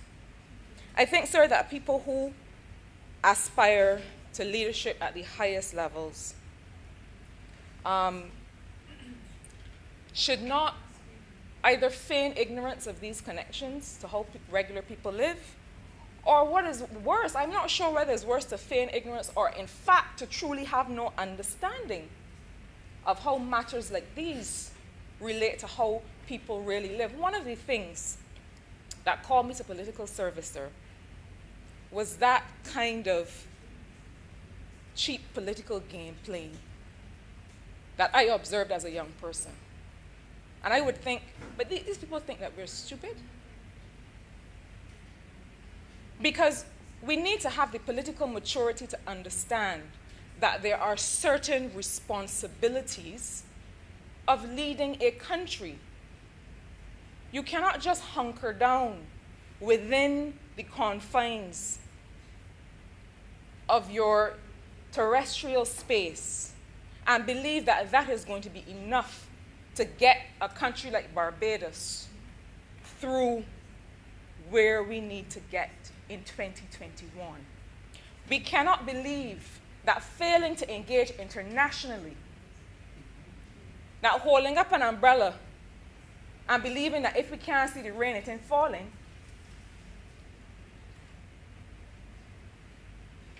that is going to get us anywhere. And so I want to clarify that in 2018, 2019, Barbados went to the World Bank for a conversation. They didn't send and call us, we sent and called them. And we said to them, you all issue something called a doing business report. And you keep putting Barbados at a particular space, at a particular rank. And we want to have a conversation with you about it. Because if you have all of these perspectives about what Barbados should and shouldn't be doing, come and lend some of your expertise to telling us about it. And so they came. And they engaged with the Office of the Attorney General. They engaged with the Ministry of Economic Affairs and Investment and several other actors. And at our request, at no cost to the government of Barbados, they developed something called a reform note for the country. And it laid out, from their perspective, what should Barbados do to improve its doing business environment. This is what we would do. And we sat down in a doing business subcommittee. We brought in private sector partners, including from small business. We reviewed it together. Some of the things were irrelevant. Some of them we wrote back to the World Bank and we said, no, you misunderstand. You don't understand the Barbadian context. You don't understand the pieces of legislation that already addresses. Here it is addressed, and here, and here, and here. And so this is not a case of being given marching orders by an international institution. Perhaps others have done that, but that's not the way this administration operates. We asked for technical assistance. We engaged in discussions. And they said, well, these are our recommendations. We have taken what suits us, and others we have set aside. That is called governance. And so one of those examples, sir, is actually one that was quite a nuisance for several businesses. And it was the requirement that you have an attorney at law to provide a declaration in relation to an incorporator satisfying certain requirements.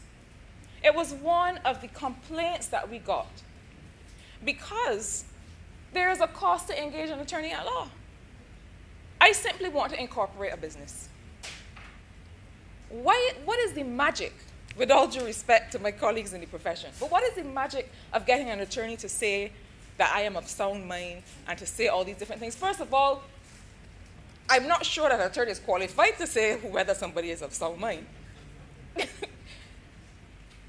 And so there were all of these little nuisances. You want to tell me that I have to go and pull my pocket to pay a woman or a man to make certain declarations that are not at all necessary for me to incorporate a business. It is a cost to small business. And we said, you know, this is true. We listened to people who said it was a nuisance, I can't afford it, I want to start a small business, but I only have so much money, and why should I spend it on an attorney when I could spend it on a washer and dryer to start a laundromat? This is the reason that we have removed it. Let us not be willfully obtuse in these matters in order to score political points. This is the reason the provision has been removed. And so similarly, sir, you know, we have to realize that we don't exist in this world on our own. And there are certain judgments people will choose to make of countries that look like us and sound like us. They'll want to frame us as banana republics. We don't know no better. Oh, look, those people cross there. They're getting away with murder. And they use that. The Honourable Member for St. Michael's South spoke earlier about using GDP per capita as a reason not to give assistance to his ministry on a particular matter. We are regrettably in a time where there are some actors in the international community that will use any reason to be able to say, no, you do not qualify for this or that. And who suffers? Your citizens do not qualify for this assistance or that assistance because of a certain GDP per capita. Similarly, we cannot consider you for financing for X or Y. We cannot engage in trade relations with you. We cannot engage in commercial activity with you because according to the Financial Action Task Force, or according to certain anti-money laundering and terrorist financing issues, you are not doing the things you are supposed to do. I represent a St. Michael constituency. I represent the people of St. Michael South Central. And a part of my responsibility is to make sure that there is nothing happening domestically, regionally, or internationally that puts those people at a disadvantage.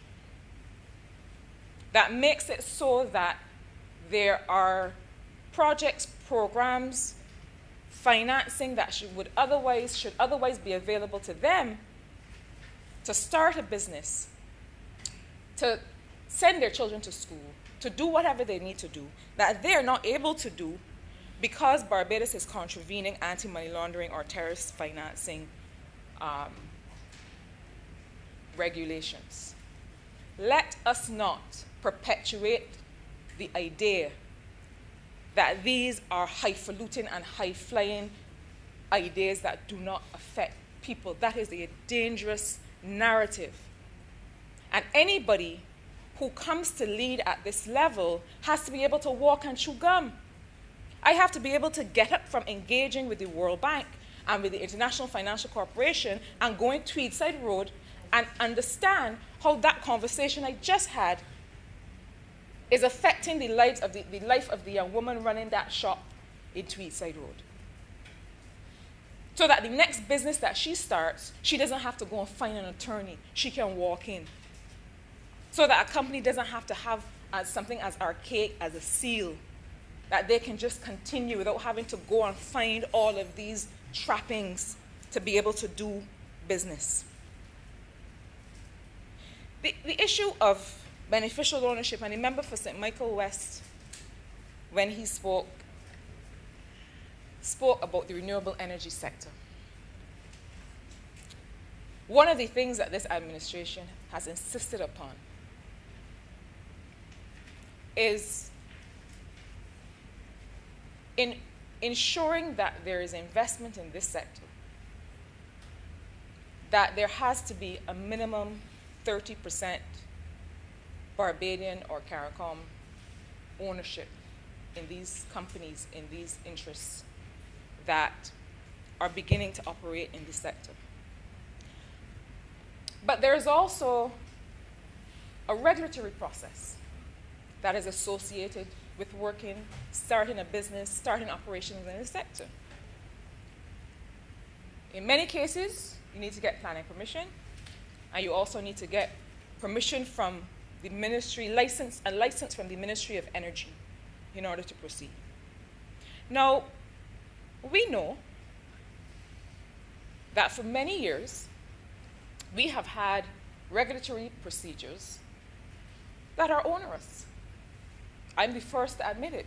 As the member who has much responsibility for attending to the doing business issues, I will be the first to admit it.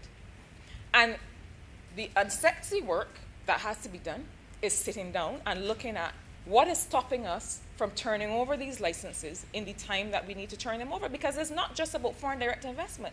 It is about the 30% Bajan CARICOM stake in these companies at the least. That also, or 100%, that also stands to be disadvantaged if we do not address these issues. We sat down with the Ministry of Energy, with the Planning Department, and with others who were with the Barbados Light and Power, and settled a process to make sure that as long as it has been taking, we can cut down that time. But let me tell you what is another part of that process, sir. As a part of that process, companies need to be able to prove and show beneficial ownership and show that they can keep adequate records. So these same companies that the Honorable Member for St. Michael West is suggesting are having a hard time starting up in the renewable energy sector or asking questions about what's happening in the renewable energy sector. These amendments give transparency and give clarity to issues of beneficial ownership, who owns the company, so that these entities, when they have to trade, when they have to do business here, regionally, internationally, do not have issues with any international actors, to make sure that they can easily prove beneficial ownership in our jurisdiction, so they can easily get their license, so that they can go on to do business. Every amendment here is about making it easier for people who are seeking to do business, including people who are going to start a landscaping company, as many in St. Michael South Central and St. Michael West have done. People who are going to start a home care or home help service or home beauty service, to make sure that they don't have to go and find a lawyer, they don't have to go and find a seal, to make sure that they can easily make their documents and their records available and transparent. These are the things that are going to allow those people to thrive and to not hustle, and to make a living wage and a solid income in this country. And I would like, as I sit, sir, to appeal to all colleagues, to all of us as what I consider part of a new political dispensation in this country, to stop leaning on these cheap, easy political crutches to try to suggest to people, or they don't care anything about the poor people. What we should do is educate ourselves about the link between much of this kind of process and much of these kinds of reforms and how they benefit the lives of regular people. With those words, sir, I'm obliged to you. Honourable Member for St. Michael's Office. Thank you, Mr. Speaker. I rise in support of the bill that has been introduced this morning. I am happy for the Acting Attorney General, as is he, to be serving in the position that he is, and I am grateful that there are other members of certainly of this House that are able to introduce legislation of this nature, even though it may not be their main ministry. However, Mr. Speaker, I was a little bit concerned by the comments of the Honourable Leader of the Opposition as well, just as I'm sure all other colleagues on this side, and certainly the last member who spoke expressed her consternation about the comments made.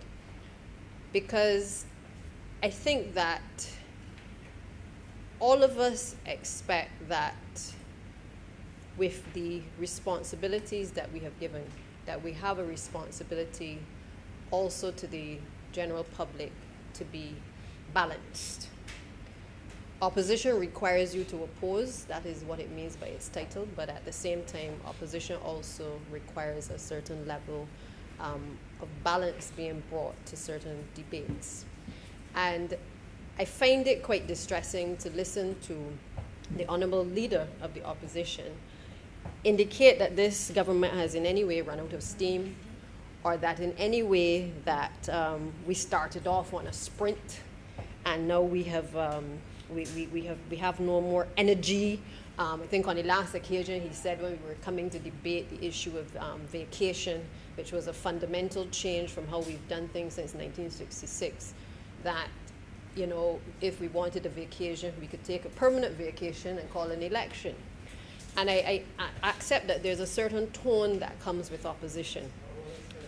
But the honourable member would do well to recall that in the lead up to the last general election, that he sat in several places with all of his colleagues on the other side now, and went through sector by sector an examination of aspects of this economy that when we came to office that we would have to address frontally. He also would recall that while we had a responsibility to address things that were happening locally, that there were several things that under the previous administration had not been done in relation to our presence within the international community. It was almost as though Barbados had lost its voice, Barbados had lost its presence, Barbados had lost its standing. You were hearing nothing in terms of the representation that Barbados was known for in the global landscape.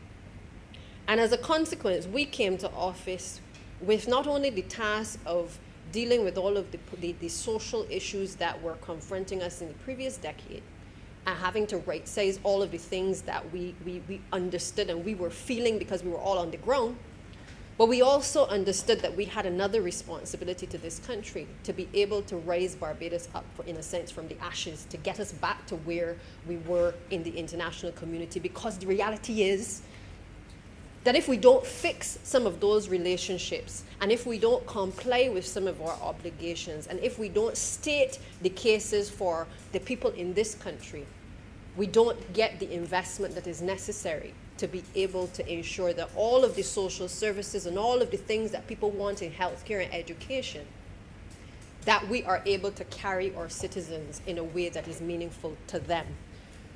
So it doesn't happen overnight that we can simply come to office and we can make all of these changes. We actually had to come to office and to work. And I think when the substantive minister would have indicated that we had been blacklisted, and we tried his best to basically undo what had been done by the previous administration, where no work had been done between 2015 and 2018, which resulted in us being blacklisted, and that what we had to do on coming to office was to pretty much do 3 years of work in order to play catch up, to get Barbados' status to start to be moved back up the ladder. Because we understand that while that is not the issue of housing and making sure people have somewhere to live, or it isn't about fixing the healthcare system. That if we don't have investment, if we don't start to make sure that we comply with these obligations, that the same people that we are talking about that are hustling and that are struggling, that they're not going to have anything to put into their pocket because people are not going to see Barbados as an attractive place in order to be able to do business. So as leadership, we have a responsibility to explain to people that we get that we got to fix all of the things that have been broken. There are plenty things to fix.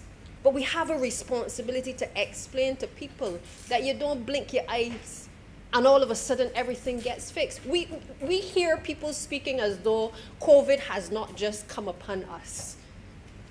As though COVID is something foreign, as though COVID does not exist, as though we have created as a government COVID-19. And Mr. Speaker, it distresses me that there are those amongst us who at times can be so removed from the reality and be so caught up in a narrative that is contrary to the reality that all of us certainly in government are facing. The truth of the matter is, sir, that just as we started to turn the corner, and in a sense we were feeling as though we could pass over the baton in order to be able to get things going, I recall, I wasn't in Barbados, but I recall my colleagues in finance, the Honorable Prime Minister and others, working tirelessly to address the issue of downgrade after downgrade that this country was facing. Bajans forget that there was a period of time when on the tips of our tongues was the fact that our dollar could be devalued, that our 2-to-1 that we so proudly boast of could have been turned into something that at the end of the day would have caused us to struggle to be able to make ends meet, sir. We forget where we have come from and how we have gotten here. And it is not that we dwell on our past, but it is important that we remind ourselves that we understood at the beginning what the task was that would lie ahead, and we set about to deal with the economy. But in the process of turning things around, we also had to deal now with COVID-19. So when I hear the discourse that people are hustling, I am as empathetic to the people who are hustling, and I know that they ain't just poor people that hustling, the rich people hustling, the middle class people hustling, all of the people across the world, not just Barbados, sir, are hustling, and they are feeling the pinch of not only the rising prices in fuel, they are feeling the issues of even trying to get a container into Barbados to bring in food, sir. But it's not peculiar to this little rock. And we need to understand and appreciate that we do not live in a vacuum. We have to understand and be responsible enough to explain to people that in one breath, while you are saying you know people hurting and you have to alleviate the problems and the challenges, in the same breath, you still have to hold their hand and to be responsible enough to educate them as to what is happening globally that is impacting on us. When we hear the issue of feed prices, we understand that it is not just a Barbados problem. The government isn't sitting back and just saying, oh, well, we ain't going to do nothing because prices have gone up and it is harder for people to make a living or to be able to afford things to put on their table. But we also have to engage in a conversation which allows people to understand that what happens outside impacts on us. We are quick to watch everything that is happening globally. Everything. And be able to comment and to agree and to disagree. But we seem to forget sometimes with all of this education and this intellectualizing all of these things that we are 166 square miles though. And we can't rub stones together to make fire. We require the assistance of international players, of international institutions, of all of these persons and entities in order to be able to survive. And that is what has made Barbados a beacon, certainly in the past, and certainly it is one thing that the Barbados Labour Party has continued to try to do in terms of being able to have a voice, sir, in the international community. Because if nobody is hearing you, if nobody is seeing you, you don't have a say, you don't have a seat at the table. And I wish that the Honourable Leader of the Opposition would understand as well that, we are meeting here today to discuss this particular piece of legislation. It is a corporate piece of legislation affecting companies in Barbados, making it easier to do business. But the order paper don't just have an issue relating to, a bill relating to corporate entities on it. There are two vestings that are also coming later, sir. That this administration is making sure that where we don't have the means to be able to do the things for the people of this country, to allow us to build out facilities and to be able to make sure, as the honorable member would know, that the little children at the nursery schools are able to have better accommodation, because nursery education is critical to the development of our people and to the sustainability of our people. That these are the things that we are also bringing, because we understand that if we don't allow and engage with people who have other resources to help us, sir, then we are going to just sit idly by and complain that not enough is happening. So there's a lot happening. We came earlier this morning and we spoke about the census. And the honorable member for St. Michael's South Central and St. Michael's South spoke about the transformation that is necessary in this country. But it has to start with data. And every single ministry, one by one, you can call off what is the major absence of details in all of the ministry is the absence of data and research, sir. We cannot plan as a country if we don't know how many people we have. We cannot plan as a country for housing if we do not know what the needs are. So the conversation really today cannot be about whether these Caribbean Broadcasting Corporations spying people's houses to see how they're affected by Hurricane Elsa. The conversation has to be about the fact that we are a vulnerable society because we are a small society. We are impacted by the hurricanes and the systems coming off the African coast. The fact that there were people who were vulnerable before Hurricane Elsa, and Hurricane Elsa has magnified an already burdensome and troubling problem for the people of this country. And we have to find a way to fix it. So we can't pretend that we have all the resources, because the truth of the matter, Mr. Speaker, is we didn't have the resources all prior to Hurricane Elsa.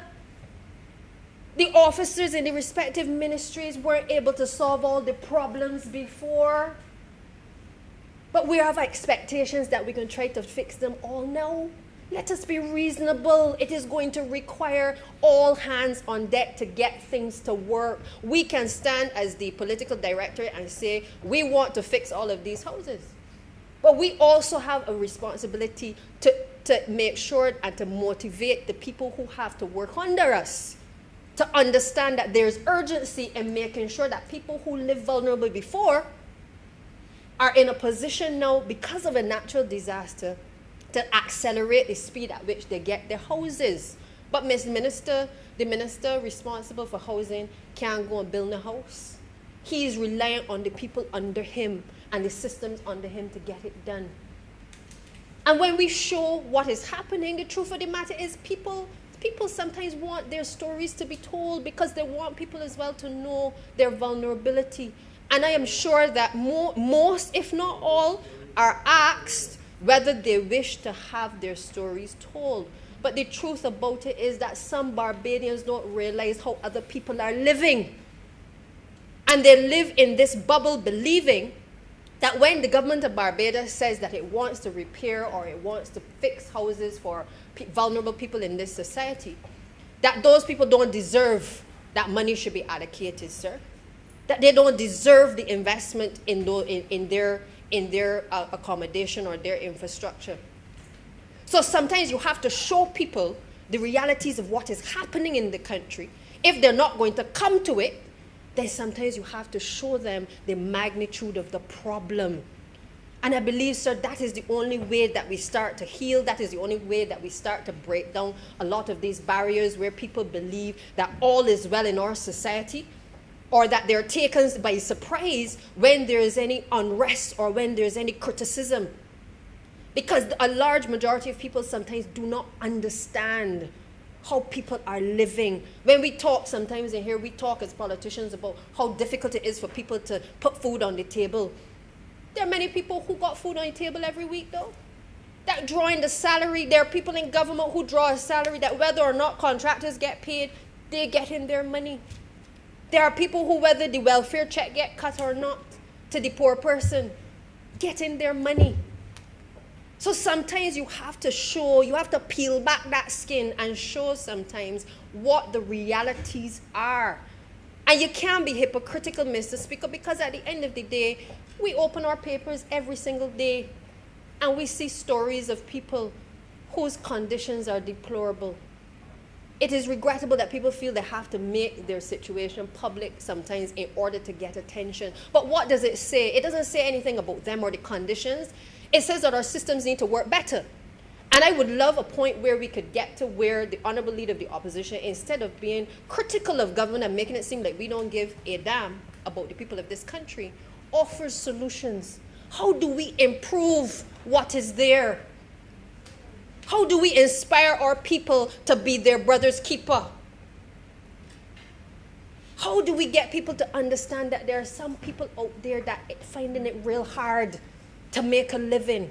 We have done so much on coming to office. I recall, I think in the first year of office, we had more legislation passed in this chamber than in the previous 10 years of the last Democratic Labour Party administration. I watched my members, my colleagues age in the process of a year, get gray hair, all kind of thing. Because why? They were working 24/7 to be able to keep this country afloat, sir. And if you thought that that wasn't enough, then come COVID. There are many days that we don't stop thinking about our country. We don't stop thinking about the suffering. We're trying to find solutions. But the Honourable Member also knows that sometimes the systems that exist don't move fast enough to be able to allow us, with all the greatest political will, to get the things that we want done in a timely manner. So when I hear that we have agendas coming to Parliament that really not connecting with the people, I'm offended, sir. Because I believe when I look back at the agenda of Parliament, perhaps we could do more, to do more things. But there is also something, and the Honourable Member knows this, there's something called a private member's bill on the order paper. And the Honourable Member knows the procedure in the event that he wants to bring something that he believes we have not done that will impact the people of this country. And therefore, the Honourable Member, Leader of the Opposition, would do well, instead of criticizing this administration, to use the rules of Parliament to bring the things that he believes will empower, because he could have done it when he was on our side, but he chose otherwise. So don't now complain that we aren't doing X and we aren't doing Y. There are provisions within the House of Parliament to be able, if you, whether even on our side, if we believe that there's something that needs to come before this chamber for consideration that will impact the lives of the people, the provisions are there, sir. Don't fool the people of this country. So if the Honourable Member believes that there's something we've missed, there's something we haven't accelerated fast enough, as leader of this House, Mr. Speaker, if it come, I will make sure that it is given priority on the order paper. But I have to defend the record of this administration. Because if I take every single ministry, every single sector, my colleague behind me told me this morning, the buses in the port, the additional buses. But we come here to talk about that, right? Because in talking about the ease of doing business, we also been looking after the people of this country, because Bajans got to ride on the buses to get to work. And children got to get to school. And we didn't choose just any bus. We made sure we had electric buses, and we've trained up people who have now the ability to be able to repair those buses. This is not a government with a lot of long talk, sir. The sewage problem, the Honourable Acting Attorney General came, streets of all of the South Coast filled with sewage. That problem has been fixed, sir. Yes, we have the issues of water, and we are empathetic to the people who don't have water, sir. And we are putting the resources there to fix it. But if you even look at we're talking the parishes that don't have the water supply as they would like. But I can tell you this, even within our schools, we have had challenges there, because the leaks and stuff within the schools have not been fixed for decades, sir. So it is not a problem that is only in particular areas. There is an issue in terms of how we address systemic problems in government, how we maintain structures, how we make sure that we have the technical capacity to be able to address the problems that are required. Because it is only when we have a crisis that many times we start to realize what the true magnitude of the problem is or where the deficiencies are. I would like to hear the Honourable Leader of the Opposition speak to those things, sir. Because I'm not afraid to speak to what is broken. I will be critical of what we are not doing. But at the same time, sir, I believe that we are doing a hell of a lot, given what we have. And he would do well. And I can't tell him how he's supposed to deliver his opposition, but he would do well to acknowledge some of the things that have been done and to perhaps indicate to us what are the things that we can do better. Because it is only by listening to others that we perfect what we are doing. That is what we are here to do. Everybody don't have the answer to everything. But the one thing that I know this government is prepared to do is to listen. And if it is constructive, we will take it into account, sir. I want to just make that point. We are not marking time. In fact, if anything, I think we wish that we had more time to be able to accomplish the things that we've started. Because the Honourable Leader of the Opposition also knows that transformational things don't happen overnight. That's why they're transformational. You have to start to ease the process of doing business. So I agree with you, Mr. Speaker, that the lines shouldn't be long for people stand up in the hot sun anywhere. But I'm also mindful that it also means that we have to make sure that the people who are responsible for the delivery of services are also empathetic and conscious that the services that they're offering, especially in a COVID-19 environment, requires us to think differently. It can't be business as usual.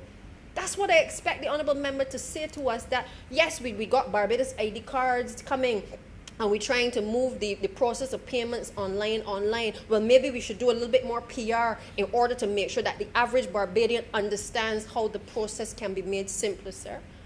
How do we get the elderly people who are accustomed to doing business a particular way, which is going face-to-face in a bank, to recognize that there is another way of doing it?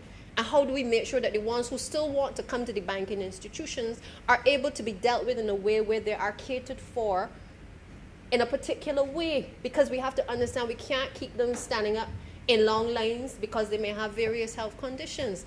Those are the sentiments that need to be expressed, sir. If anything, in terms of criticism of this administration, let us understand that it is not a perfect system. And sometimes when people are trained in a particular way, in a technical way, some of these, what we call the soft skills, are not necessarily taught. They don't think about the exchange with the general public. They don't think about how the customer is going to feel, how the recipient on the other end is going to feel about their experience, sir. But those are things that we need to engender in our population, that we think about others. We think about the old people that might have to stand up outside under a tent without chairs sometimes, that we make sure that we are keeping the physical distancing, but we put things in place to be able to make sure that those things are happening, sir. The Honourable Leader of the Opposition spoke about other policies that the government should be doing in the shortest time frame. Well, when I heard about this sports policy, I smiled because I turned to the Honourable Acting Attorney General and I said, but we have not been able to even have inter-school sports. It is not that things stop completely because of COVID, but we cannot behave as though we are not in a COVID-19 environment. Sports has been restricted because of all of the issues of the physical contact. We have had to make modifications. It does not mean that we are not planning for when things improve, but adjustments have had to be made in our society, in our governance, in the way we do business, in the way we interact with each other, because of the environment in which we find ourselves in. And if we are not responsible enough to explain this to the people of this country, we are going to continue to have a disgruntled set of people who sometimes feel as though things are not working for them.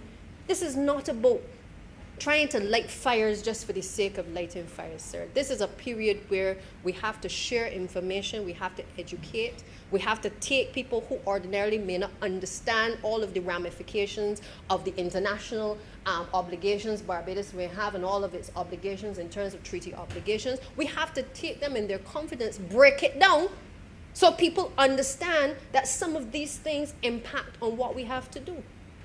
We took a decision that we would invest in healthcare during this period.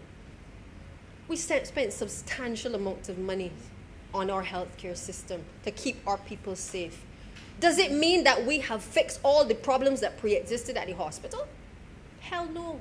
Not even within the polyclinics. But the truth of the matter is that attention has had to be diverted to keeping people safe. Exactly. We know that the surgeries have been postponed in many cases. We know that there are people on waiting lists. There's no pleasure that I have in standing here and saying that we haven't been able to get back full capacity with every single aspect of the hospital and then top everything else that we were supposed to be doing, sir. But I also know that the environment in which I operate right now is a different environment than I would have wanted to be operating in. And all that I can do in the position that I'm in, sir, is to try to find that balance, to allow people, and that's what all of our colleagues have been trying to do at the level of cabinet, to bring things to this chamber, sir, that create a balance, that there's economic investment, that we address some of the social issues, that we deal with the public education that is necessary in order for people to have a different outlook as to where we are, that we deal with the COVID fatigue, because people are tired of being told about masks and sanitizing, but that is what we have come to be accustomed to now. That is what we have to do. So we cannot pretend as though this administration does not care about the people. We have the most aggressive housing policy to date, dealing not just with low income, middle income, and also persons at the higher end. Because we understand that we have a responsibility to still be doing the big picture things while at the same time doing all the other things that are going to matter to Barbadians. But can we build houses in 24 hours? No, we can't. Can we solve the problems of the National Housing Corporation overnight? When even in my own constituency in St. Michael Southeast, I have people on waiting lists for over 20 and 30 years, sir. That still require accommodation. And now we have a further compounded problem with ELSA, where again, those vulnerable people have found themselves in a situation where they're even more vulnerable than they were before.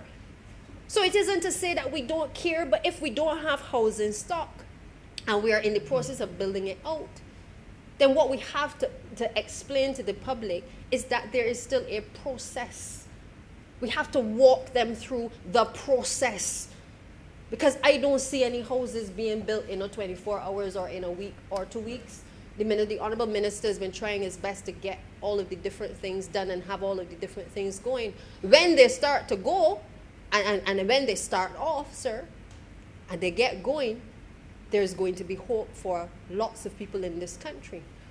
But I'm not going to stand here and tell you that in the time that we have in government, that we will solve every single housing problem in this country. I'm not going to tell you that. But I know that we've made a commitment to make a significant dent across this country by starting the provision of housing at various levels to people of this country. So, sir, I understand that the Honourable Member was very glowing in his earlier comments, commending myself and the Honourable Acting Attorney General. You know, I have been told by my grandmother, you have to beware of sheep in wolves in sheep clothing. And so while I thank him for his comments, I also know that as a seasoned politician, he understands the difference in terms of what we are doing and what we're trying to achieve. He understands it because he's walked the road before. And he knows that these things do not happen overnight. He understands that there's a process. And I think that if he is honest with himself or with his maker, that he would appreciate that he has that responsibility, sir, to the people of this country to make sure that they too understand that there is a process and that the efforts certainly are not in vain. And therefore, sir, I can go on about all the things, the trust loans, all the various things that we've done to empower our people. The vending bill is coming shortly, and again, we've made that commitment. He made that commitment to the vendors too, and we are going to fulfill the commitment to bring those transformational things to this country, sir, that we all know that we need to do.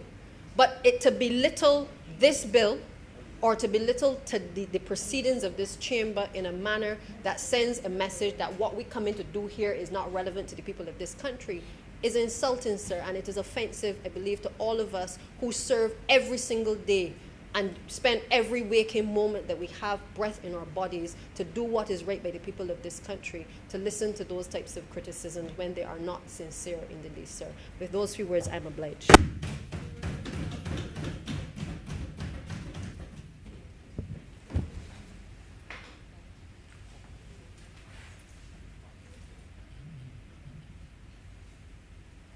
I remember Grace Tues. Mr. Speaker, normally in the wrap-up, you address the issues of relevance raised by the other side with respect to the substantive piece of legislation that you're debating, or the particular resolution. In this case, sir, the Honorable Leader of the Opposition did not seem to have an issue at all with the actual amendments that we are seeking. And I find myself in the unenviable position, sir, having heard the sterling contribution of the member for St. Michael's South Central, and then, sir, the exemplary contribution by the acting Prime Minister, who addressed all of the asides and, I didn't want to say intangibles, I say tangential issues that were raised by the Honorable Leader of the Opposition, that I don't even have to touch those. But sir, just so that something is registered and it doesn't appear that I abdicated my responsibility to provide some response, all I will say, when we discuss or we debate pieces of legislation like this, that yes, on the face of it are us complying with international obligations. It is not that these international obligations and what we're doing has no relevance for the people of Barbados, and that it is not a substantial debate that affects the people of Barbados. Sir, our standing international has a direct impact on our reputation as a country. That reputation as a country has a direct impact on the resources we're able to get, the assistance we're able to receive, the positions we're able to leverage, the treaties we're able to enter into, the trade agreements we're able to sign off on. It has an impact on all of those things, and those things, sir, impact the average person in the street.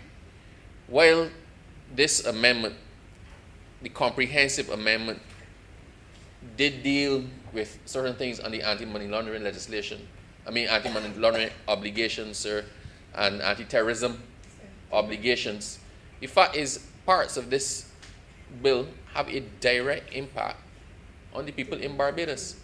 Everybody, sir, in Barbados that used to carry on a small business are now going to incorporate a company because those companies provide some measure of protection for you to do your business. The person who is doing a chicken farm no longer does a chicken farm under their own name.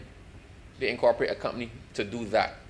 The person who is looking to sell stuff, sir, that might have traded on the back of their car might now incorporate a company to do that.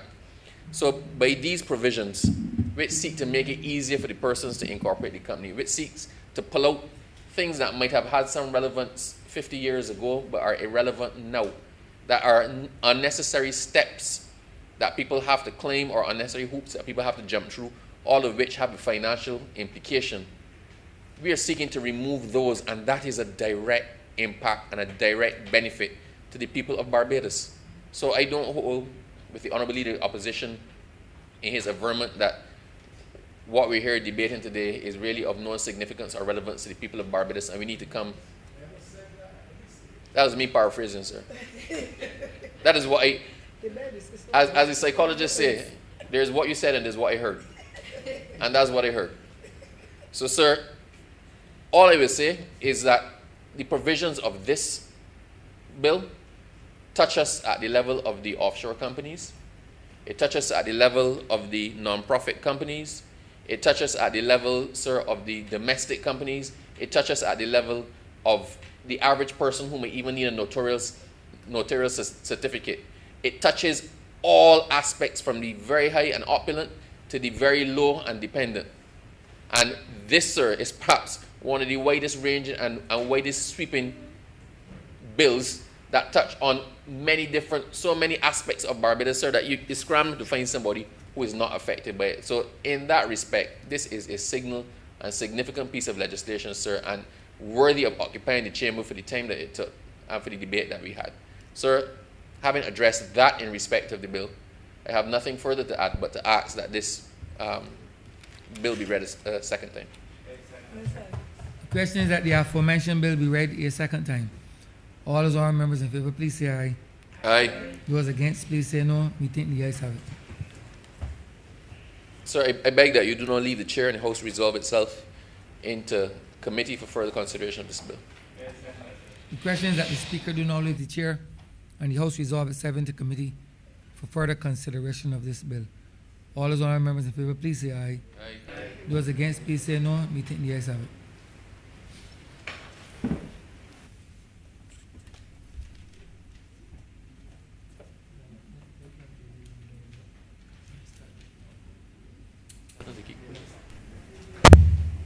This House is now in committee.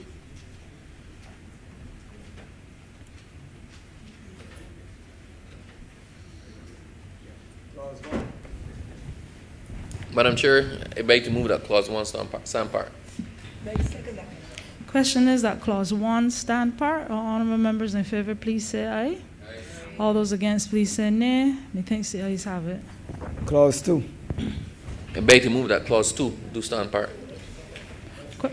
Question is that Clause 2 stand part. All honourable members in favour, please say aye. Aye. All those against, please say nay. Methinks the ayes have it. Report. Madam Chair, I beg to move that you do not report to His Honour the Speaker the passing of one bill in committee. Question is that I do not report to His Honour the Speaker the passing of one bill in committee. All honourable members in favour, please say aye. Aye. All those against, please say nay. Methinks the ayes have it.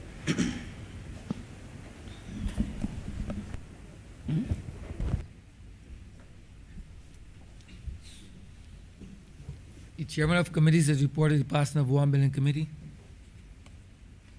Mr. Speaker, I beg to move this bill be read a third time. The question is that the aforementioned bill be read a third time. All those honourable members in favour, please say aye. Aye. Those against, please say no. We think the ayes have it. Mr. Speaker, I beg to move that this bill do not pass and be cited as the Corporate Miscellaneous Provisions Act 2021. Question is that the aforementioned bill be passed and so cited. All those honourable members in favour, please say aye. Aye. Those against, please say no. This bill is passed and so cited. Order number 5, sir. In the name of the Honourable Minister of Housing, Lands and Maintenance, to move the passing of a resolution to approve the rescission of the resolution passed in the House of Assembly on the 7th day of May 2019, in the Senate on the 31st day of May 2019, assented to by Her Excellency the Governor General on the 5th day of June 2019, and published in the Official Gazette as Resolution number 10, 2019, on the 10th day of June 2019, approving the lease to the Maria Holder Memorial Trust of a parcel of land, the property of the Crown, situate at Upton in the parish of Christchurch in this island, for the purpose of constructing a skate park for public use. Honourable member for Christchurch West.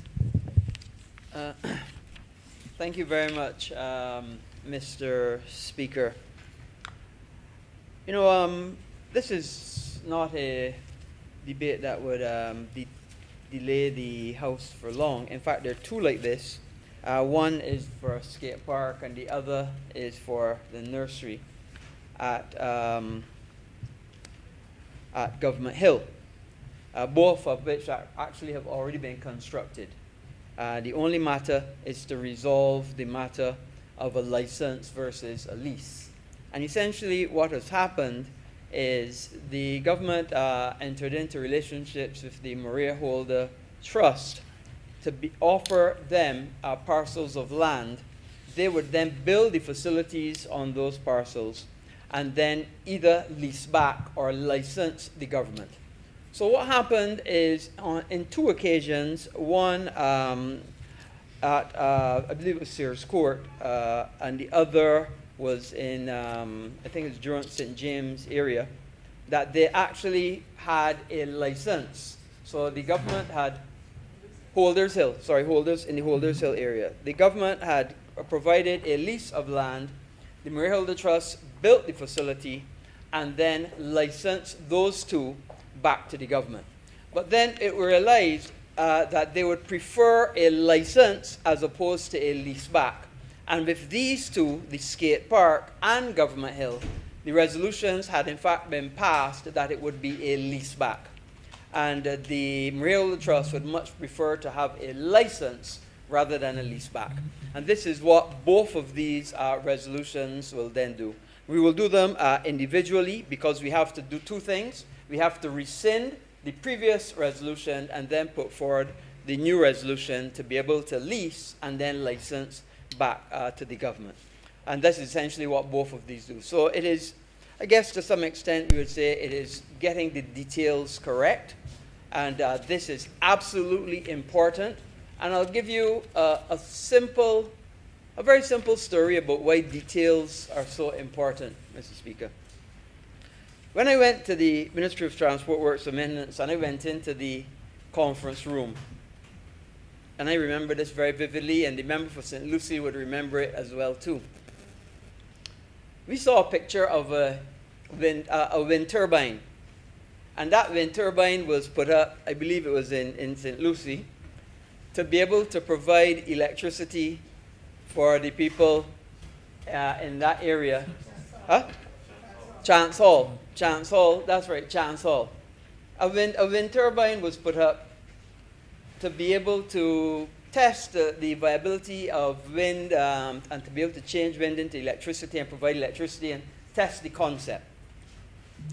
And I then remarked to the then PS, and I said, but PS, I don't know where this wind turbine is at Chance Hall in St. Lucie. Tell me what happened to it, because it'd be interesting to know.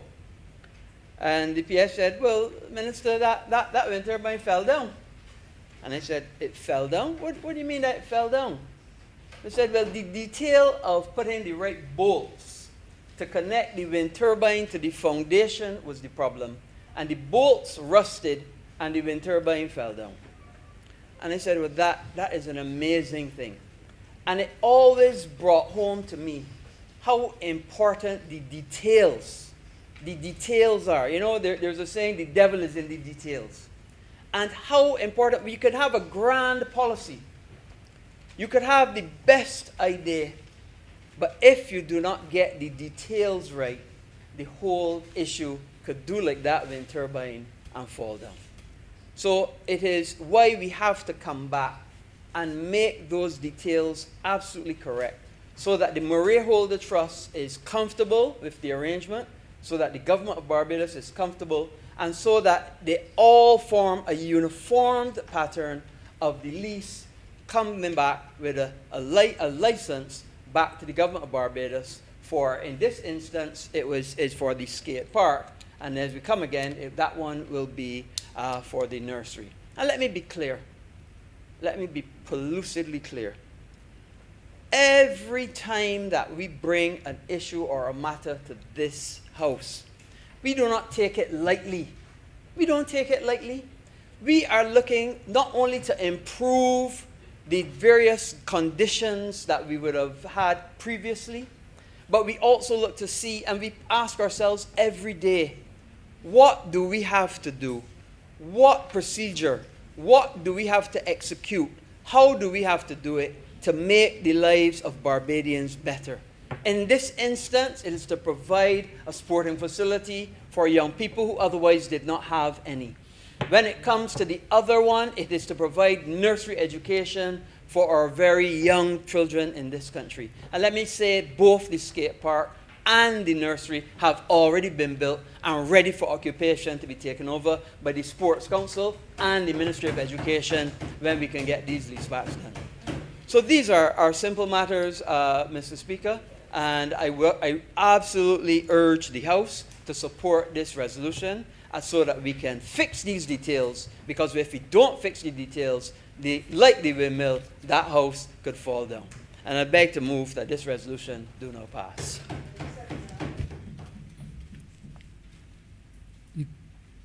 So, you said?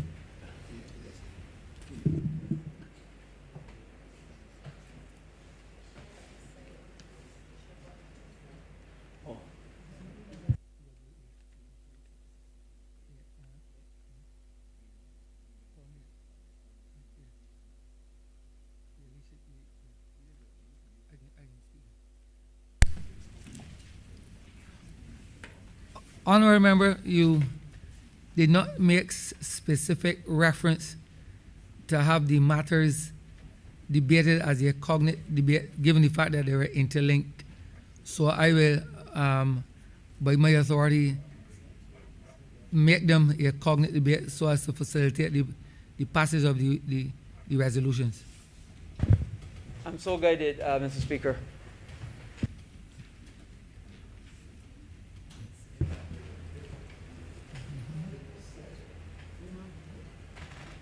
Honorable St. George South. Thank you, Mr. Speaker. I rise to support the resolution brought before the House from a member of Christchurch West with respect to the Moray Holder Trust, the leasing of the land, and specifically the building of a skate park. I think this occurred back in 2009. But Mr. Speaker, I want to lay before the chamber and echo my congratulations on behalf of the government and more specifically as the Minister of Youth, Sports and Community Empowerment and the people of Barbados, and take this opportunity to applaud the work of the athletes Barbadian athletes, who just competed at the Olympic Games. And I will be specific in their names, let the record reflect. Miss Tiadana Bell, a young lady from humble origins, a graduate of my alma mater, the St. Luke's Ellerton Primary School, or known now as the Ellerton Primary School. I'm from the rural district of Ellerton in St. George, humble origins. Mr. Shane Brathwaite, Mr. Mario Bell, Ms. Tristan Evelyn, Mr. Jonathan Jones, Mr. Alex Sobers, Ms. Danielle Titus, and Ms. Shadia Williams. They all represented Barbados at the just concluded 2021 Tokyo Games, the Olympics. They are now what we call Olympians, and it is every athlete's dream to represent their country at the highest level. They are now classified as global citizens, young global citizens. We have given these young people the opportunity to shine on the world stage and to put Barbados, this nation, on the map again in the area of sports, athletics. And I want to congratulate them. The statement indicates that they have represented their country at the highest level in their respective disciplines. And the fact that COVID-19 brought some challenges to their preparation, both in being prepared for the games and also in executing the games. But they have demonstrated their caliber as outstanding elite athletes. The Ministry of Youth, Sports and Community Empowerment also recognizes the need for a mechanism through which we can continue to develop these athletes. I just wanted to put that on the record as I speak to the skate park in this resolution. So, Mr. Speaker, I know the debate is not about athletes and the Olympics, but why it started there because skateboarding in 2016 was recognized by the International Olympic Committee as an Olympic sport. That is why I started there. And for the first time, skateboarding was held at the Olympic sports, and it just concluded Tokyo Games in Japan. So, Maria Holder Trust has given us the opportunity to have a facility that our young skateboarders can indeed practice and train and become world-class skateboarders. And it is our wish as a government, as we continue to build out the infrastructure for our athletes in the various disciplines, that we can see a lot more of our athletes, young athletes, become Olympians. Not only to go to the Olympics, but to stand proudly first, second, or third. And even if they don't come first, second, or third, but they become true global citizens as young athletes. And we should not take this skate park lightly, because what it has given us, our young people, the opportunity to become world-class skaters and the opportunity to have a career in skateboarding. It has just given us another discipline, another sporting discipline that we can look forward to as a country, to say our young people have the opportunity to represent their country in an Olympic sport. Let me just give you a little bit of statistics. In 2016, there were some 85 million skateboarders in the world. Today, in 2021, the United States market is estimated at some $287 million. That's the market for skateboarding in the world. To be more specific, $286.9 million. There's an active community of skateboarders in this country. And when we look at the history of skateboarding, skateboarding started back in the 1980s. It was an exchange when surfers came here to Barbados to compete. And I'll speak to sports tourism shortly. When surfers came here to compete in surfing, they brought that discipline here to this country back in the 1980s. And the skateboarding culture began to evolve. And as a surfing destination, droves of surf tourists came to this country, and that cultural exchange allowed us to see the Fuji Sunsplash skateboarding event. Then we had within Jackson at the Adriana's complex, we saw the birth of 2 skateboarding teams. And now we have some 5 skateboarding teams. There were the movement skate team and the Irie Ones skateboarding teams. In 2009, we moved to 5. We have the Skateboarders Association of Barbados, and we have the skate park. Mr. Speaker, Barbados is truly international. That exchange between surfing is also now an Olympic sport.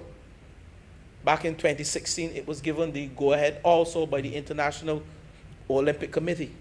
And that exchange has seen the growth of a new sporting discipline in this country and a new sporting industry. What that speaks to, the opportunity to engage in sports tourism, the opportunity that we no longer only see sport as recreational and social, while we recognize the importance of sports being recreational and social.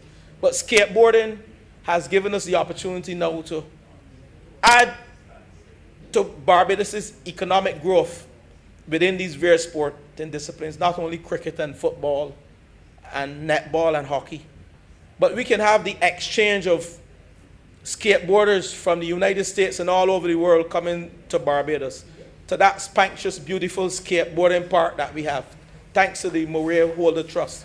So the opportunity has been created yet again, where our young people can choose between whatever sporting discipline they want to.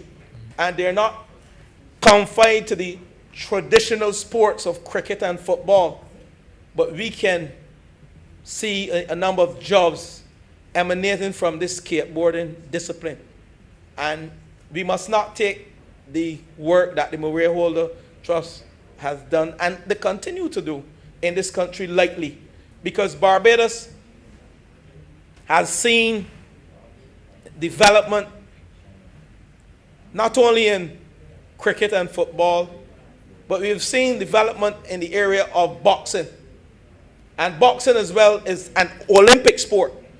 And we want to see the day when not only skateboarders, but we want to see the day when our boxers and the other sporting disciplines can get on that podium and represent Barbados to the song, True Craftsmen of Our Faith, the national anthem, in plenty and in time of need. So we as a country and this Lord Chamber should give support to this resolution, even though it is dated. The skate park is providing the opportunity for a number of young men and women. I can't skate. I think I am past that now. You know, I don't think the member for St. James North, I don't think he's at that stage right that we can skate. You have to have balance. It's an art, it's a technique, and it strengthens your core. So when we see these young men and women on the skateboard, don't take it lightly. Some may say it is a very dangerous sport, but you have to have the art of skating and know the art of skating and learn the art of skating, because it's being taught now. So it is a discipline that has created jobs as well. So this resolution, as simple as it is to some, it is critical to the development of a sporting discipline that is not yet matured in this country, but is taking waves. And I am anxious to see the young men and women at the 2024 France Olympics. And I am praying to the Almighty that we can truly develop world-class skaters and persons who can take the stage and listen to that national anthem and internalize it and become true craftsmen of our faith, become true global citizens through this sport. And I will end by again thanking the Murray Holder Trust for the work they have done thus far in this country and the work that they're doing in this country. When you look at the gymnasium and you see 4 new tennis courts being built, lawn tennis courts, we recognize that they're indeed helping us as a government and helping us as a country to provide the opportunities that our young men and women can indeed become true professionals in the various sporting disciplines. Gone are the days when the traditional jobs of engineering and medicine and the legal profession are seen as the creme de la creme among professions. Sportsmen are now taking the creme de la creme in terms of pay. When you look at some of the richest men and women on the world stage, they're sportsmen and women. And this skateboarding can allow some of our young men and women to become famous and also to generate wealth that will redound to the benefit of this country and allow us to get back to the old golden days where persons can recognize Barbados as punching above its weight, not only in economic terms, but in sporting terms. And with those few words, Mr. Speaker, I beg to support this resolution, and I'm obliged.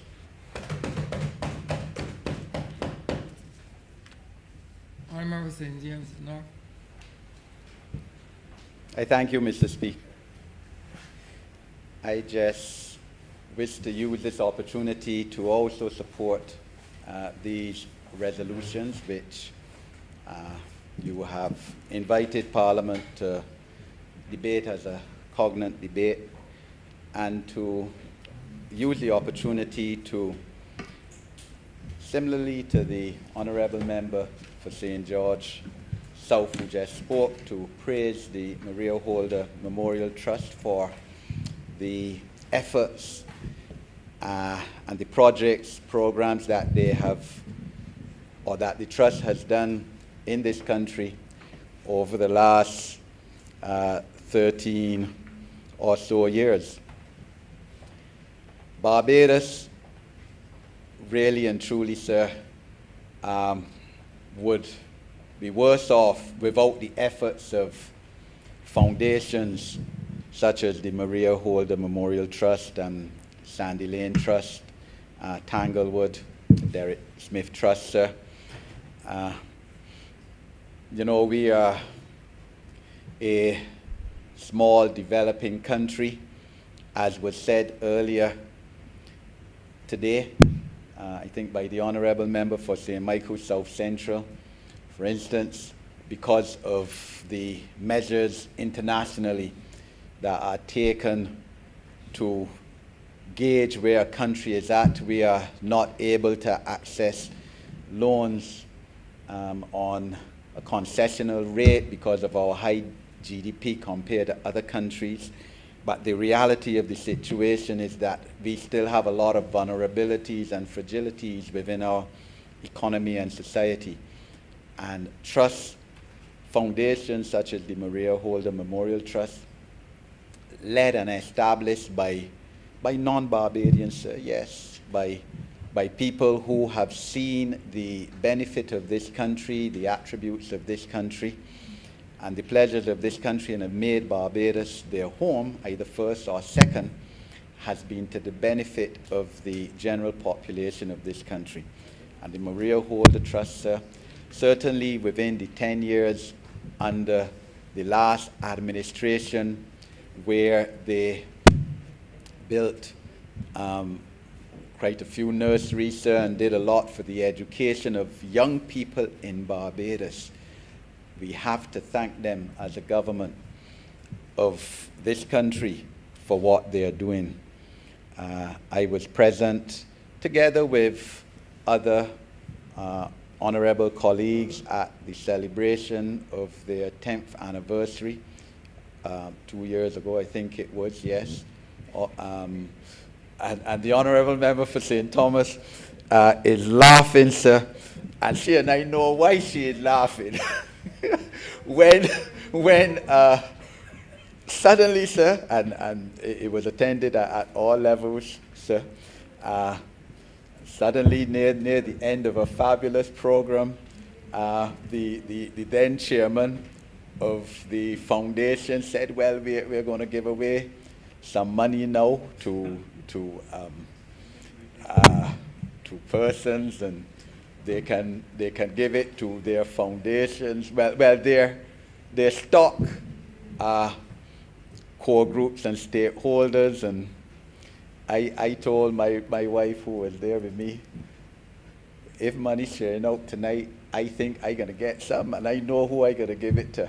And my name was pulled out of a hat, and I gave money to the persons with disabilities, Lions Clubs, and another honorable member gave to the Salvation Army. In fact, that night he and I spoke, and I said, I suspect you giving Salvation Army. If not, I would give them. He said yes. And other members who were not present that night, their names were called. I think what one had left, and his name was called. It was the middle of crop over. So they missed out. But that's the kind of entity that we are talking about. Yes, they are generally made up of well-to-do persons, but they had an option to sit back and say, yes, I'm going to make Barbados my home, my second home, invest in real estate.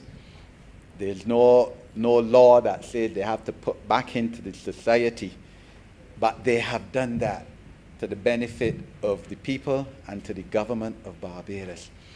And certainly, sir, I know that I could speak for other members, I believe this whole Parliament, when I say that we thank them for what they're doing. In this case, sir, the resolutions relate to building of skate park, which of course is related to the cultural and sporting energies of the people of our country, their health as well, because you have to have good physical to be in good health, largely, as well as to nursery education. It was this party, of course, under the last Barbados Labour Party administration, to have the honor to be government of this country, that nursery education was expanded in this country, and that expansion, which continued under the last political administration, sir, has been facilitated to some extent by the Maria Holder Trust. But, sir, with your permission, this debate also gives the opportunity to speak towards where do we go from here in terms of educational reform, greater expansion in terms of nursery young people, as well as expansion towards, again, one of the core groups of the Maria Holder Memorial Trust, children with disabilities. And I will look forward to the day when when this House debates, as I'm sure it would be doing, the report of the Educational Reform Committee that the Honorable Minister of Education, the now acting Prime Minister, would have established 3 months ago, because our educational system and nursery education is part of that, sir, is in dire need of reform. Sir, I look forward to the day, for instance, when the common entrance examination is abolished, as the Honourable Prime Minister, substantive Prime Minister, would have promised on certainly the first anniversary of this administration coming into office. I would have loved to see it abolished this year, sir, but circumstances, I suppose, militated against that. Must have been a strain on children to have to go through that.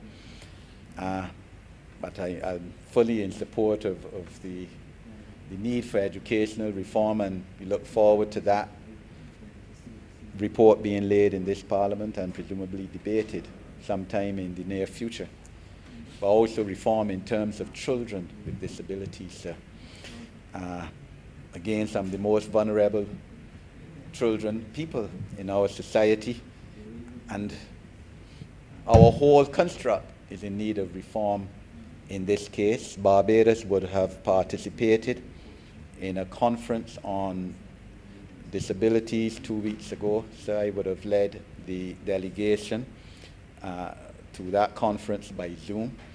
And we're lagging a bit behind in this area, so 6 countries in the Caribbean have disabilities legislation already.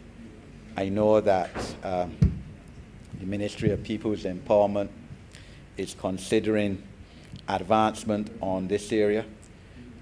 But in the meantime, sir, we do need some leeway on this issue.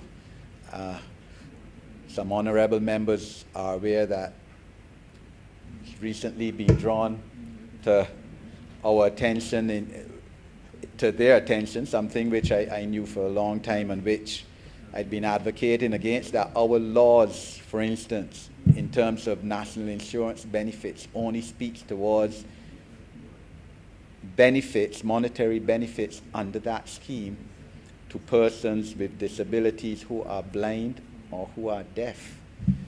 And I mean, that is so, I believe, from the time the National Insurance Scheme Acts came into place, 1967.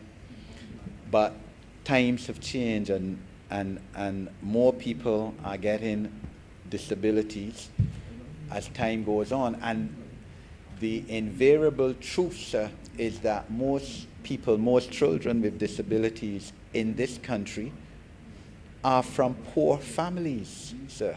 That's the reality of the situation.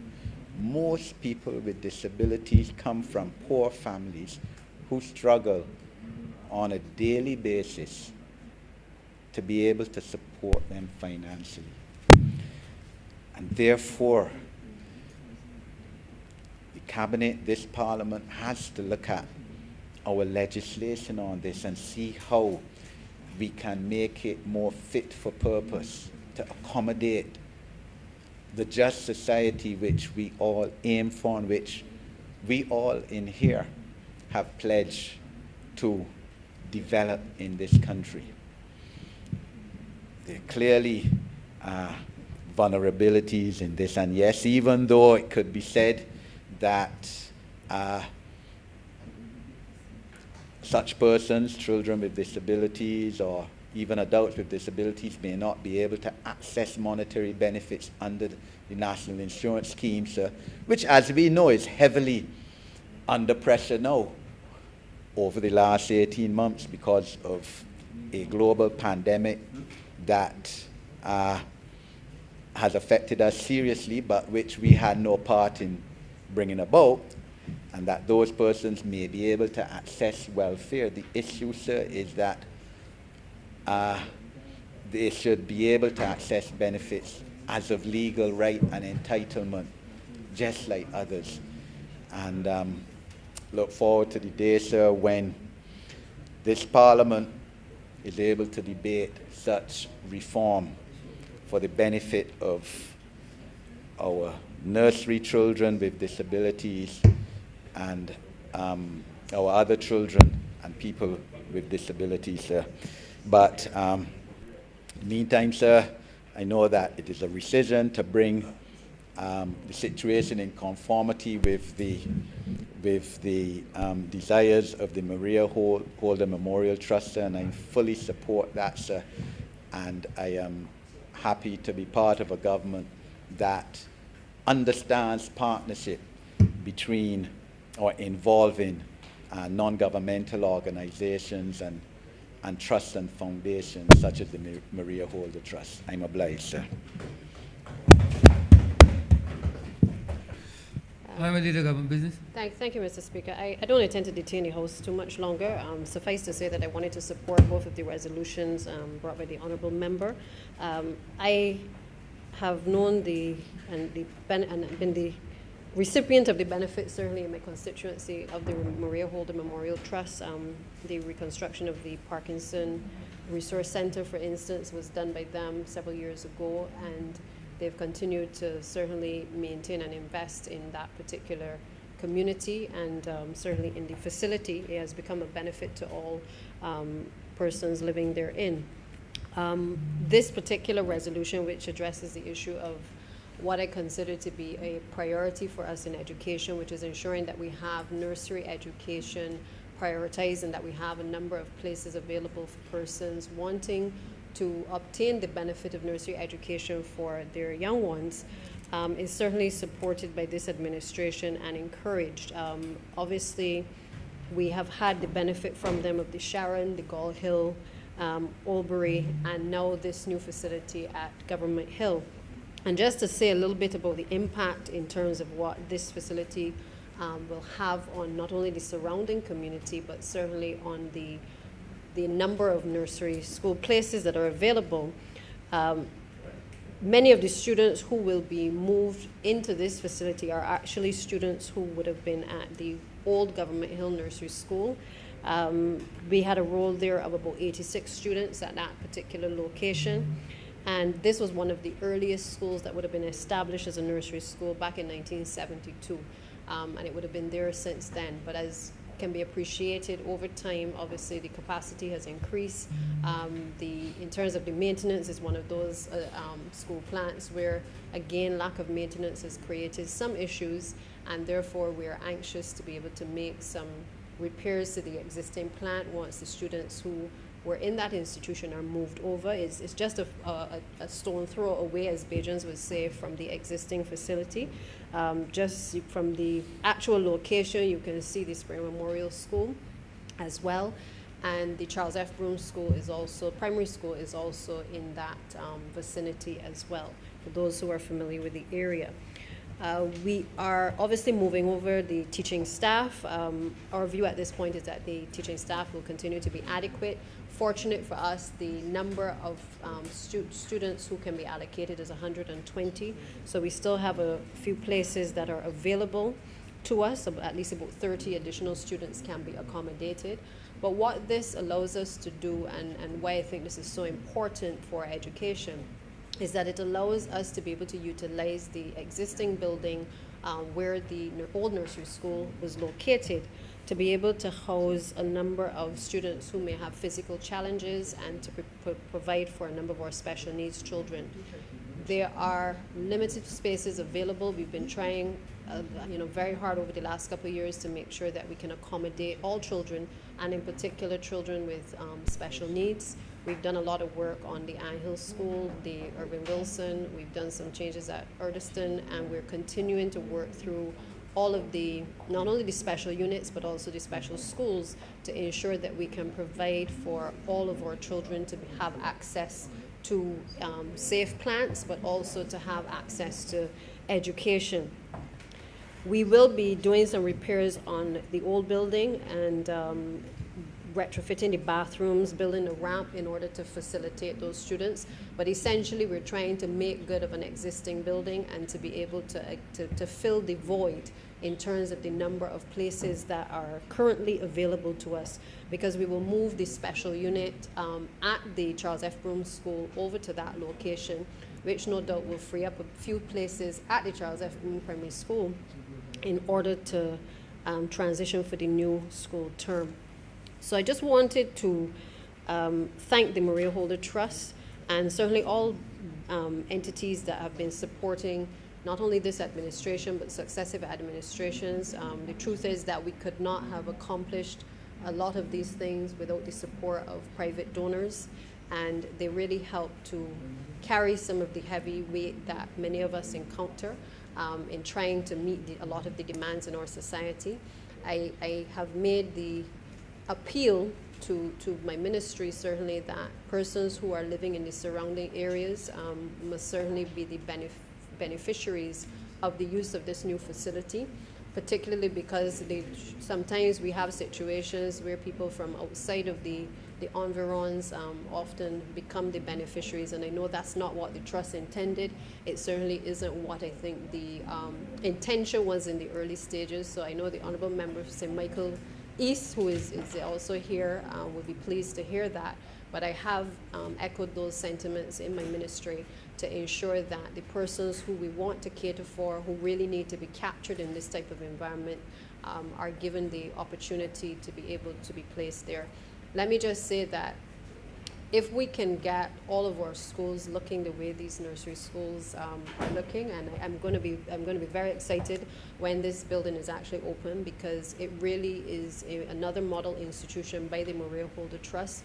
But the truth is that it makes children want to come to school because it's colorful. It gives the opportunity for students to be able to explore on the landscaping. There are lovely rooms. There is the appropriate furniture. And they have also looked at a different kind of furniture, which obviously is easier to clean. You have cupboard space that is also adequate for the students to store their items as well. And of course, the bathroom facilities have adequate space for persons who are disabled as well. So the facility has taken into account the needs of not only students, but also the general teaching staff, and certainly the ancillary staff and the security as well, who are obviously pivotal to being able to have institutions such as this properly operate. So I just wanted to, in anticipation of us doing the opening, to alert this chamber that this is a significant investment that has been made by the Maria Holder Trust, and one which I'm sure will allow for the opening up of some of the other facilities. There are 2 other nursery schools to be built out, and we look forward to having all of the necessary paperwork being executed swiftly to allow for them to be able to build this out, to add to the existing complement of nursery schools in this island. With those few words, Mr. Speaker, I'm obliged. Honourable Member for Christchurch West. Thank you very much, Mr. Speaker, and let me thank all members that spoke. This clearly is an important investment in the people of Barbados. And as other honourable members would have said, that the Maria Holder Trust continues to do exemplary work to be able to assist us to not only raise the levels of education, raise the levels of opportunities in sport, but also to give that sense of well-being and a sense of belonging and a sense of having a society and a space that we can enjoy, that we can recreate, that we can educate, and in general make ourselves better and more well-rounded people as a society and as a country. And just to follow on, however, from the member for St. George South, unlike him, I can roller skate and I can skateboard. And I used to do both as a youngster. And I also had the opportunity to do both with my daughter last year, because she bought a skateboard and was using it in the car parks of the church. And I got on it and found that I still had that talent and capability to be able to get on the skateboard and do some turns and so on and so forth. And she was amazed. Unfortunately, she didn't get out the phone to take the video, but maybe she would next time.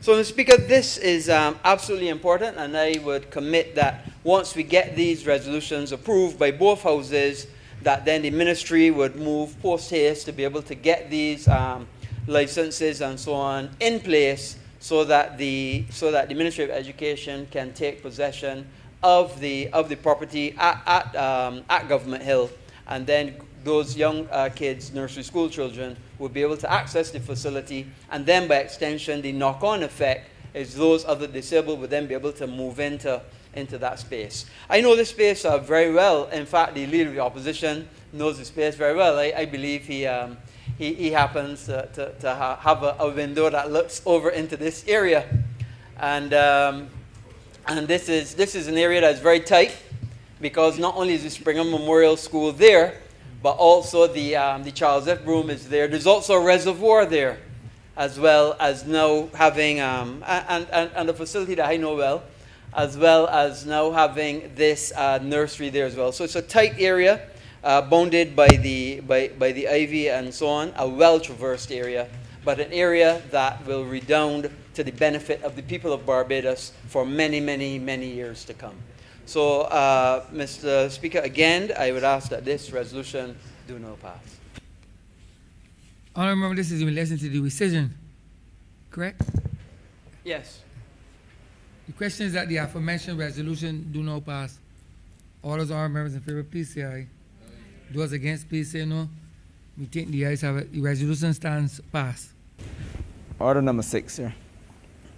In the name of the Honourable Minister of Housing, Lands and Maintenance, to move the passing of a resolution in accordance with Section 5 of the Crown Lands Investing and Disposal Act, Chapter 225, the approval of the lease to the Maria Holder Memorial Trust of the parcel of land, the property of the Crown, situate at Upton in the parish of Christchurch in this island, for the purpose of constructing a skate park for public use.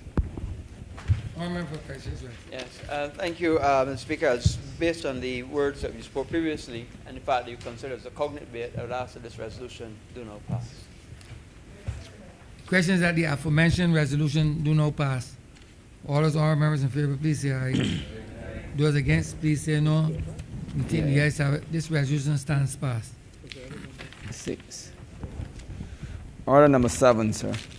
In the name of the Honourable Minister of Housing, Lands and Maintenance, to move the passing of a resolution to approve the rescission of the resolution passed in the House of Assembly on the 30th day of April 2019, in the Senate on the 31st day of May 2019, assented to by Her Excellency the Governor General on the 5th day of June 2019, and published in the Official Gazette as Resolution Number 11, 2019, on the 10th day of June 2019, approving the lease to the Maria Holder Memorial Trust of a parcel of land the property of the Crown, situate at Government Hill in the parish of St. Michael in this island, for the purpose of constructing a nursery school. Honorable Christchurch West. Again, Mr. Speaker, these two, rescission and then lease for the debate, and I'd ask that these be cognate and that the resolution do not pass. Questions that the aforementioned resolution do not pass. All those honorable members in favor, please say aye. Aye. Those against, please say no. We think the ayes have it. This resolution stands passed. Order number 8, sir.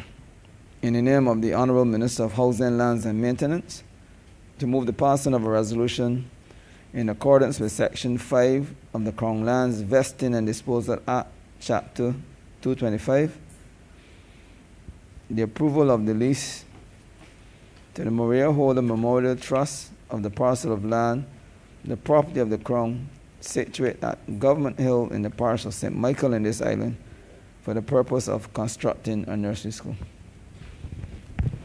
Honorable Christchurch West. Yes.